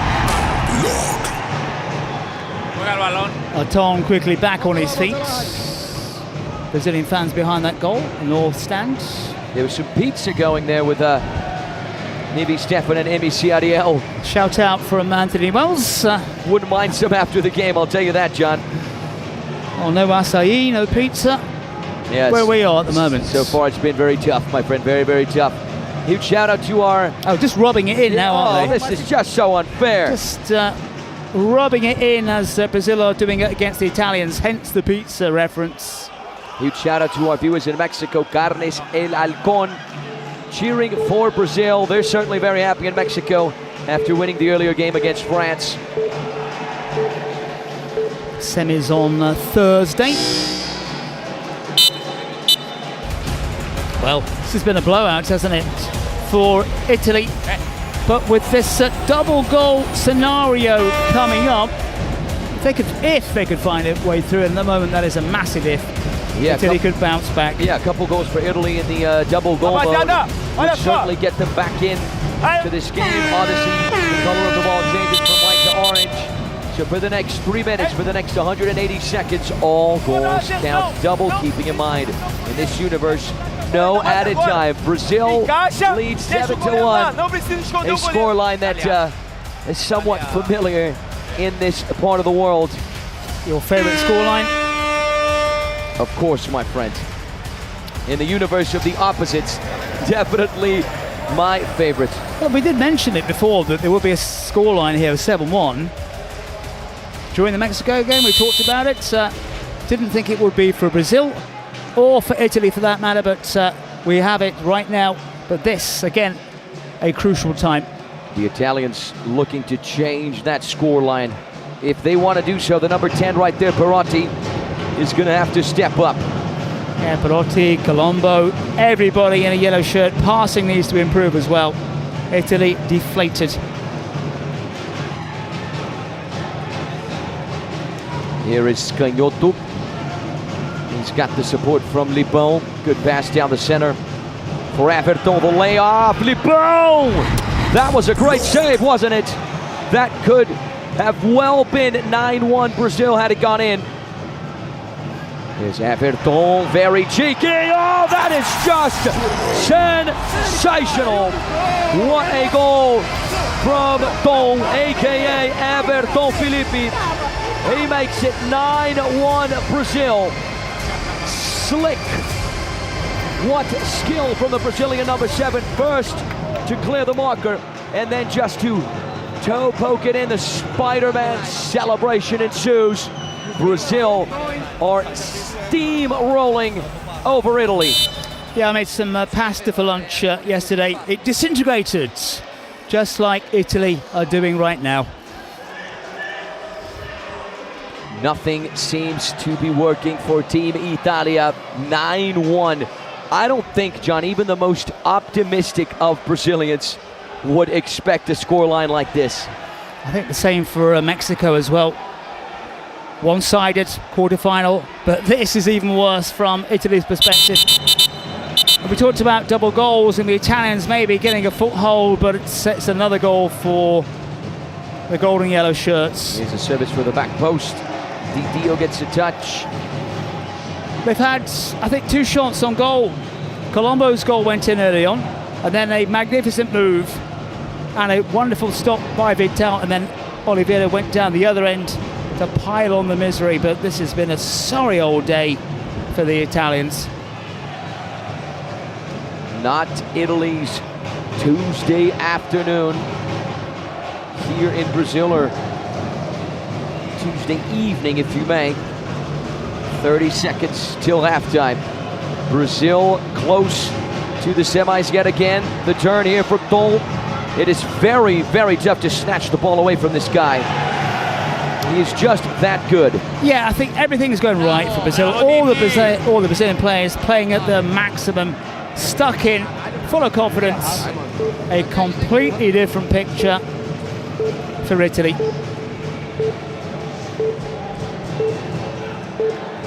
Just giving away, and that sums up that first half.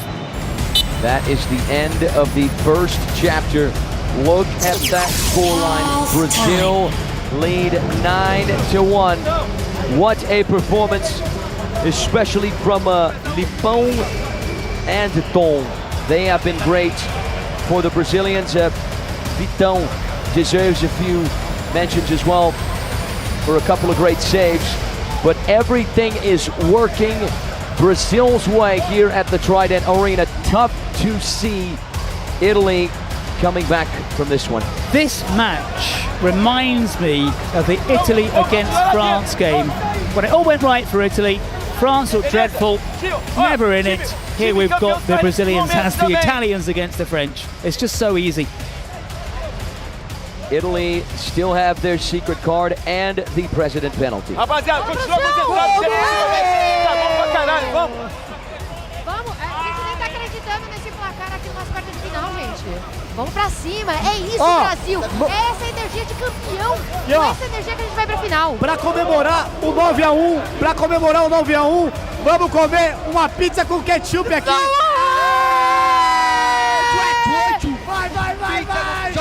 Comemorar o 9-1. Vamos quebrar o macarrão aqui, ó.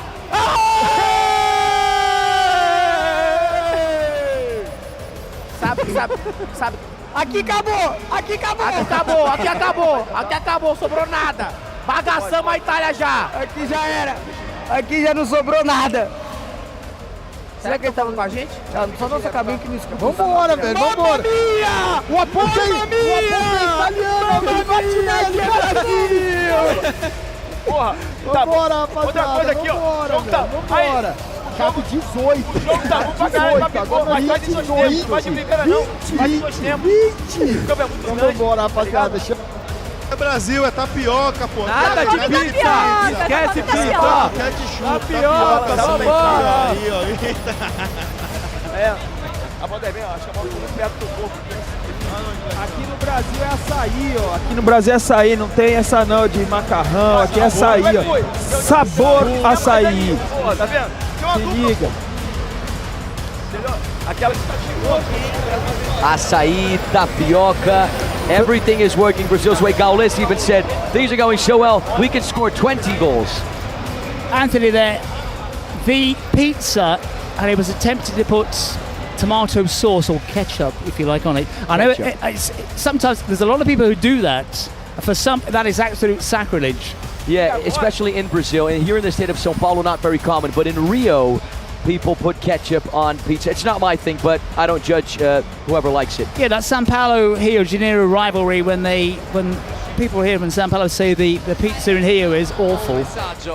Non abbiamo messaggi in realtà, abbiamo approcciato male la partita e niente, quindi ahimè va come va. Però mi stanno sentendo anche i ragazzi e quindi regà, dai, mi raccomando. Per la maglia, dai. Basta, finished. Speriamo di riprenderci, dai.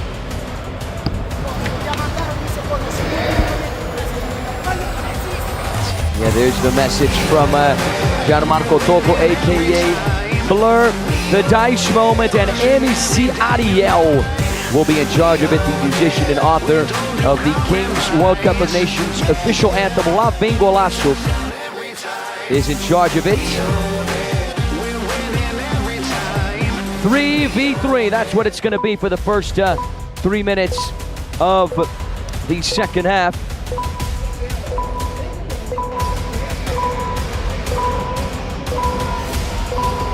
Can Italy bounce back? It's going to be hard, isn't it?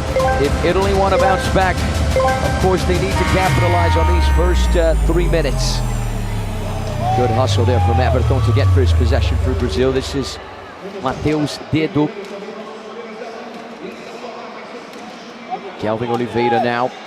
And Lipão, the two danger men for Brazil. This is Lelechi on that left-hand side. Lipão. Brazil looking to enter the double-digit range.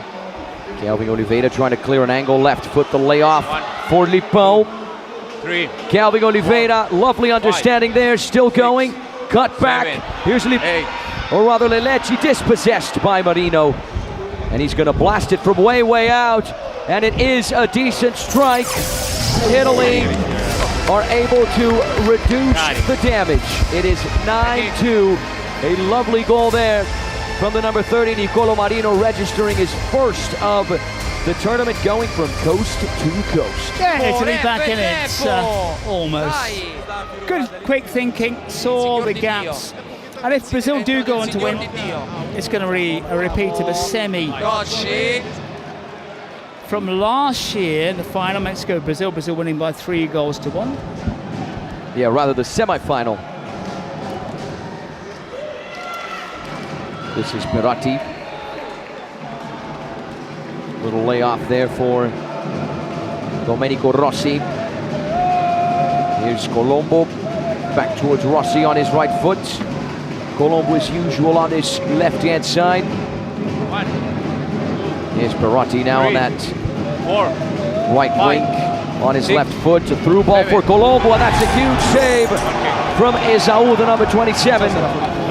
Denying Italy their third goal. What a way to get his body in the way. Yeah, massive save. Just looking towards the semi-final, if it is Brazil-Mexico, 5 players from the current Mexico squad, 7 from Brazil. Here's Lipão. Lelechi back towards Lipão. He's going to lay it off. Kelvin Oliveira! Lovely placement on that left foot.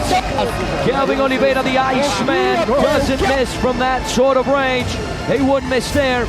Brazil have entered the double-digit range, 10-2. They just continue to walk all over the Europeans. So easy. We said before kick-off, if he's on song, Brazil are on song, and they are just robbing the Italian faces into the dirt. Here's Perotti looking for an angle. Dedo not allowing that ball to reach Colombo. The effort from way, way out, taking a deflection there off of Rossi, and it rolls out of bounds. Well, actually, nobody, as you were saying earlier, even the most die-hard Brazilian fan would have predicted this. Such an easy run as Oliveira becomes the top scorer. He had 10 goals to his name and make that 29 goals for Kelvin Oliveira, counting this World Cup of Nations and the one, of course, in Italy last year. Speaking of Italy, they are going to activate their secret card. What's it going to be? A penalty for Team Italia. Secret card. Why on earth didn't they use that in the earlier stages of the game when it was a bit more equal? That is a really poor decision from me. Really difficult to see Italy climbing back from this deficit. A traditional PK for the Italians. I can already see Perotti getting ready to step up to the spot. But why not use it much earlier when the game was just starting to move away from the Italians, and they could have just shifted momentum. Too late now.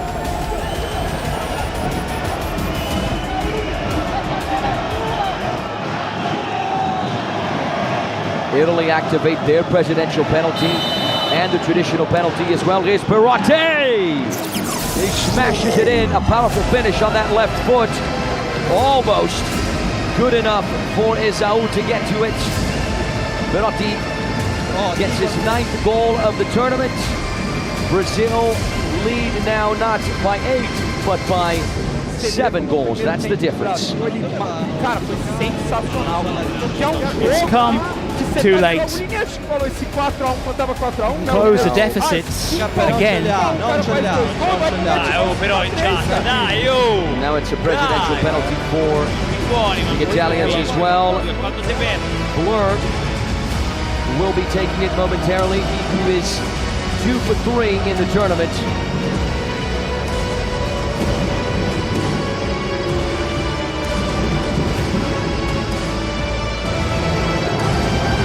Italian players are going to have a word with him. You can tell by the facial expression things are not going Italy's way. He could make it 10-4 to try and give the Italians a small lifeline. In the first stage, Italy conceded just 7 goals in one match. Here they have conceded 10. This is Gianmarco Tocco, the 29-year-old from Rome, better known, of course, as Blur.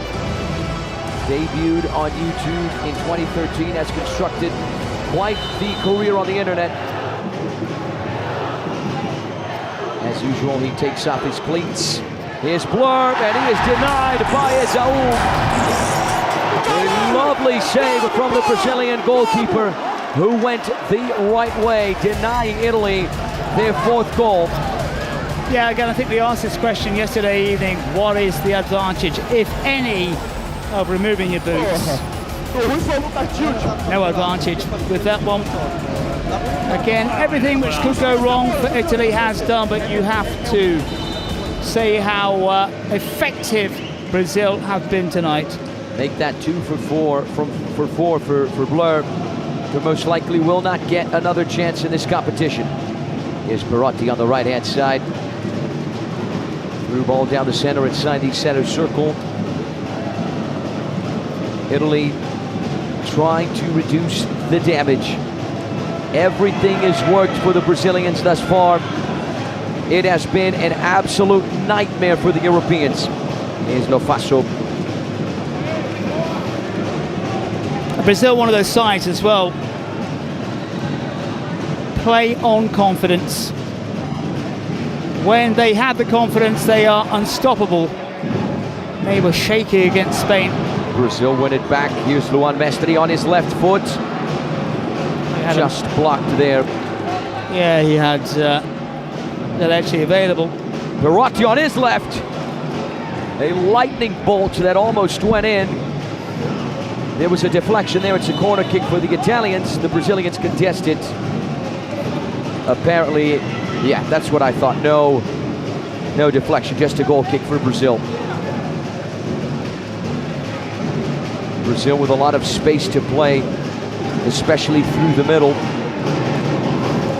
Make sure to get your merchandise, t-shirts, jerseys on our website, kingsleague.pro. We got statistics there as well. Tickets for the final. Make sure to sync the schedule of the competition to your calendar. There's a predictor there as well. You can predict who's going to win the competition, who's going to lose it. Brazil with this result, I think, John, might have transformed themselves into the favorites. They're just blowing away the Italians. Again, no contest earlier on. Certainly no contest now. Perotti getting the benefit of the doubt on the far side. It's hard to analyse exactly what's happened here, apart from the fact that Brazil, everything they've touched has turned to gold. And Italy, for me, again, not using that card much earlier. It was a penalty. Here's the whistle. Perotti on his left foot. He smashes the wall. Lofaso, the control, the turn. It's eventually recovered by Isaú. This is one of the most consistent goalkeepers in the Brazilian Kings League. Very reliable for his team, Loud. So this result, as it stands, anyway, the performance as well. As you said, we talked about context, shirt pulling. Talked about context, and then where the sides against Italy, were they so bad that those results deceived everybody? Again, you look at Brazil, the early doors as well. Shirt pulling on that far side. Italy with just a little bit more ball possession from the looks of it. It will be Brazil versus Mexico in the semi-final of the Kings World Cup of Nations yet again. In Italy last year, Brazil won 3-1. Brazil with these 10 goals have scored a total of 35. Here is Libar! Make that back-to-back hat-tricks for the Golden Crown winner. Brazil have 11. Yeah, great start from the Brazilians, giving the Italians a lesson. The Europeans just collapsing here. They've got the hands on the hips. They cannot wait to get away from this stadium. Make this 36 goals scored for Brazil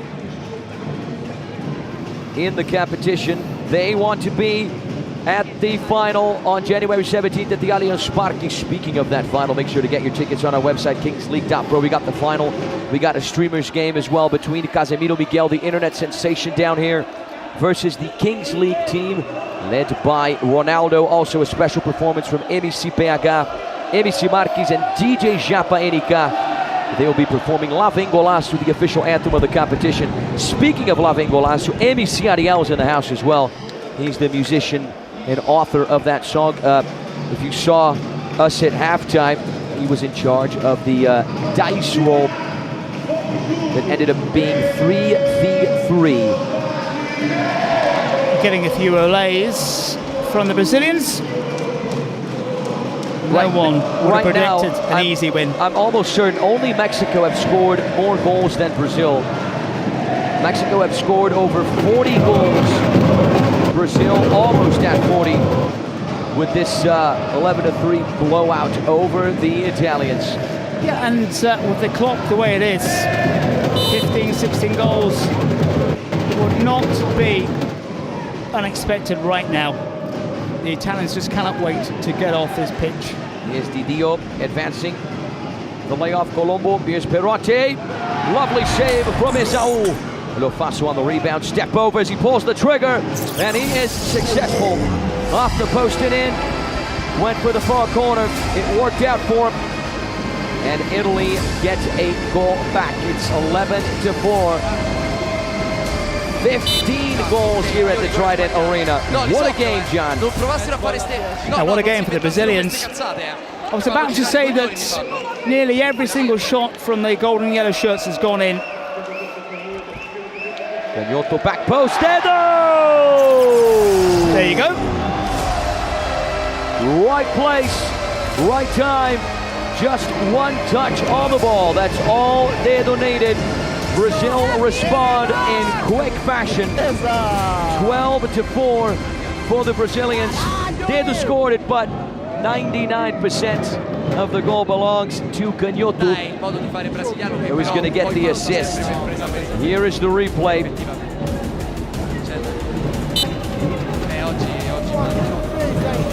Make that goal number 3 for Dedo in the competition. Yeah, that's what happens when your confidence is sky high.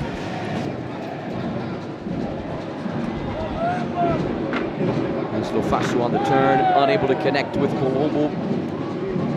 Well, accelerating on this right-hand side, he gets to it. Well, still going, trying to clear an angle.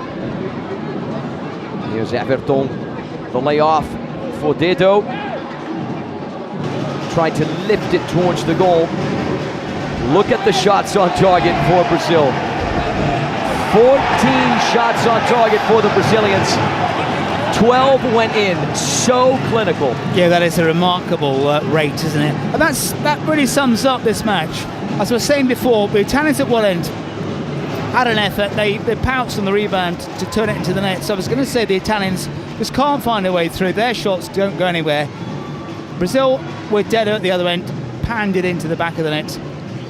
Again, the rate, the success rate is absolutely remarkable. That's been the story of the game. 31 minutes on the clock. Just a matter of time before Brazil confirm their place in the semifinal to face Mexico. It's also going to be a rematch between some Furia and Belushi Caligari players. Furia and Belushi, we recall, recently played each other at the Kings Cup America final in Mexico City, La Ciudad de Mexico, late last year. There's a lot of history in football between Brazil and Italy. We could recall the 1982 World Cup when Italy eliminated Brazil. Brazil had their revenge in the 1994 FIFA World Cup final. Yeah, to that fabulous side, which included the likes of Zico, Socrates. Still the favourite side of many football fans around the world, even though they failed to win the World Cup. A dangerous free kick for the Italians, right in the face of goal. That's it. Lo Faso and Perotti on the ball. And we know what Perotti can do, even though the angles are tight. Yeah, he's got a decent left foot. The Brazilian wall built by 4 players. Keeper a mile off the line. Lo Faso smashes it in. It went straight through the wall, past the goal line. Italy now have 5. Lo Faso has got his second of the day. The Italians are not giving up. Yeah, it makes it look a little bit more respectable, but there's a gulf between these two teams. And even if Italy get maybe 4 more, still won't make much difference. Edu hits it first time. It's a good ball. Brazil play out from the back. Here as well. Working his way inside. What a finish!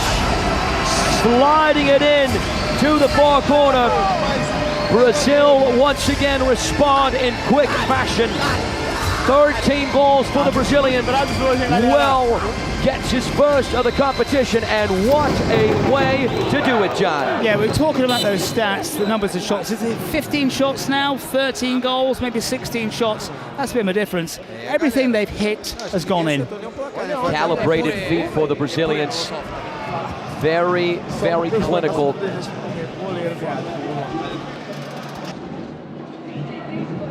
Make sure to get your tickets for the final at the Allianz Parque, January 17th, kingsleague.pro.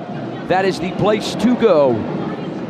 Streamers match as well. Gazette TV team versus the Kings League team. Special performance of La Vingolaço by ABC BH, ABC Marques, DJ Japa Enica. Sensations here in Brazil in the famous funky movement. They're going to be there. As the drone flies over the Trident Arena, you saw us a few seconds ago in booth number 7. That's the booth in charge of the English broadcast. Very, very cheeky. Lovely playing from Brazil. Everton gets it on target. This one not good enough to beat Vittorio Gili. Dedo's across, calling for a card. This one is beyond the Italians.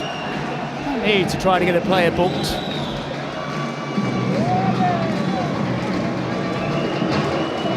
Canhoto's dispossessed.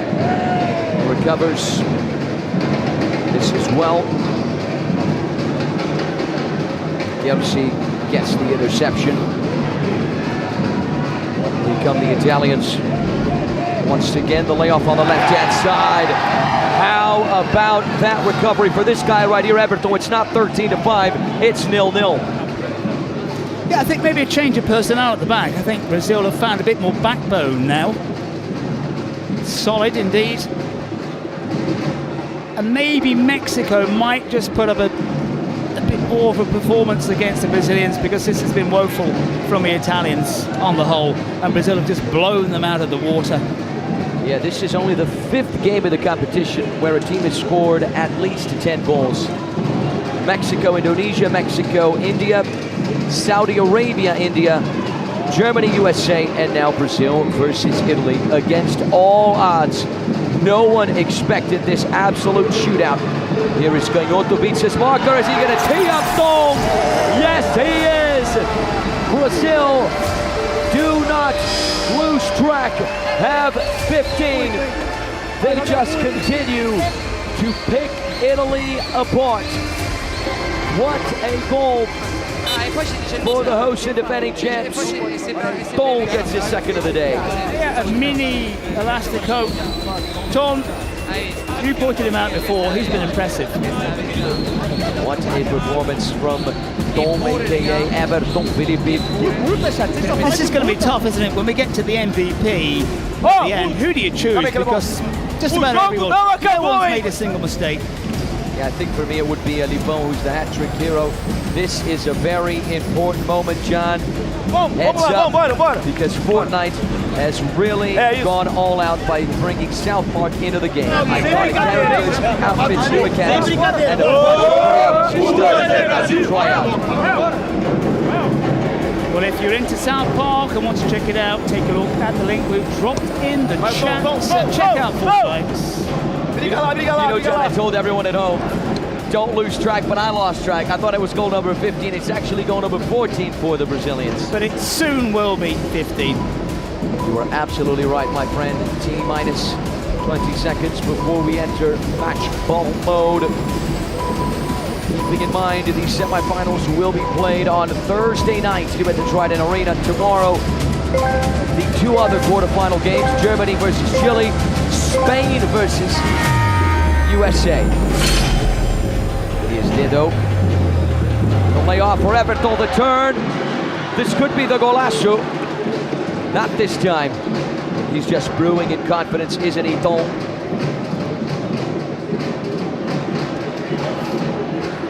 Italians respond. Rossi. Who's going to be the MVP of the match? Type in the name, not the number. Leleche, Lipon, Kelvin, and Lofasu are the options. Please let us know.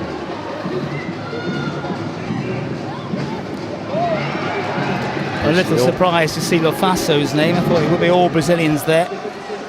Good recovery there from Jefinho. This is Kelvin Oliveira. The top scorer now of the tournament, 10 goals. Andres looking for his first. Beats his marker, accelerates, and he's going to tee up Kelvin, who doesn't tap it in. He's denied by the man of the hat trick. Well, you would put your house on that one because he was a yard away from goal. It's just that awkward bounce, the ball just lifting up. And Italy survive at least for a couple more minutes. Here's the replay. Right place, right time, almost the right finish. Yeah, you could see what he's thinking about as well, Oliveira, by stabbing it into the ground, just that bounce, lifting it up. So quick-witted. Here's Marino, a low laser, forcing the save from Isaú. Everybody wants to be out there for the Brazilians, hence the rivalry between the two keepers. We are closing in on minute 38. This is Paulino. Didio. Marino once again. 3, 4. This is 5. Paulino. Little change in direction there, not good enough to beat Dedo. Is he going to connect with Jefinho? Yes, he is. The Italian goalkeeper did well to get up off his mark and win it back. 38 minutes and counting. How long is it going to take for Brazil to seal the deal? That's the question right now here at the Trident Arena. 1, 2, tomorrow, the other 3, 2 quarterfinal games. 4, 5, Marino, 6 overs. 7, 8, Didio 9, on his right foot. 10. Italy took too long to make up their mind. Brazil with another offensive drive here. Try and end this game. It's going to be Lipon, Andres, and Kelvin Oliveira. Past minute 39. 3v2 when it comes to the outfield players for Brazil. Here is Lipon accelerating, dispossessed Kelvin! This time it is good for Kelvin Oliveira, the Iceman. Right place, right time in that far corner. He taps it in as easy as daylight. Brazil win 15-5. This is an absolute blowout for the hosts and defending champions. They punch their ticket into the semifinals to face Mexico on Thursday night. What a game for Team Brazil, John. Well, it could not have been any better because they performed to perfection. The yellow shirt. Wonderful technique again from Oliveira on that final goal. He knew exactly what was happening. He set it up right from the centre. He's been brilliant. Brazil have been brilliant as well. Not a foot wrong. Italy did not know what hit them. Sorry showing for the Italians, I'm afraid to say. Wasn't great from France as well. The Europeans out. The South Americans march on. Well, not the Americans at least. Yeah, with this many goals, you have 2 players with hat tricks. Lipon and Kelvin Oliveira, who now has 11 to his name. He's the top scorer of the competition in Brazil. For a split second there, I thought Lipon was dispossessed, and that ball was a ricochet. It was actually a game-point assist from the Golden Crown winner. Kelvin Oliveira picks up his 4th MVP of the match. All smiles and celebrations in the Brazil camp, John, sorry. Well, as it should be as well. What a magnificent performance. Quarterfinals, the jeopardy was never there, we've got to say, but the sides have gone through, the North Americans, Mexico, and the South Americans from Brazil, blowing away the opposition. They will face off, as we've said, on Thursday. We've got 2 quarter-final matches coming up tomorrow. There might be a bit more bite in them, but what a magnificent performance from the two sides who have gone through, especially the host nation, Brazil. Yeah, this is a great example of sportsmanship here from Kelvin Oliveira, having a word with the Italian players. Clearly sad and devastated. They were perfect in the group stage today. Far from perfect. Don't miss it, ladies and gentlemen. Tomorrow, day 2 of the quarterfinals. We're going to start things off with Germany against Chile. The South Americans take on the Europeans. We saw that clash in the final of the Confederations Cup in 2017 before the World Cup in Russia. I remember that. And then after the big game, USA will try to pull off the upset against the mighty Spaniards, the top team of that Group D. All right, ladies and gentlemen, if you have been watching the Kings World Cup of Nations here in Brazil, pay very close attention to this iconic item of the season, the official ball signed by the tournament's biggest stars. Kelvin Oliveira signing that true relic owned by KTO, so a huge shout out to them. Yeah, Kelvin Oliveira on the spotlight, but it was a magnificent performance from all the Brazilian players. Here are the results of the day. 12 goals in the first game, 20 goals in the second. Mexico get it done against the French.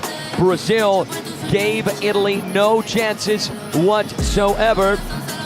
Let's have a look at the schedule for tomorrow. As I said, we're going to start things off with Germany versus Chile, and then the later game, Spain versus Team USA.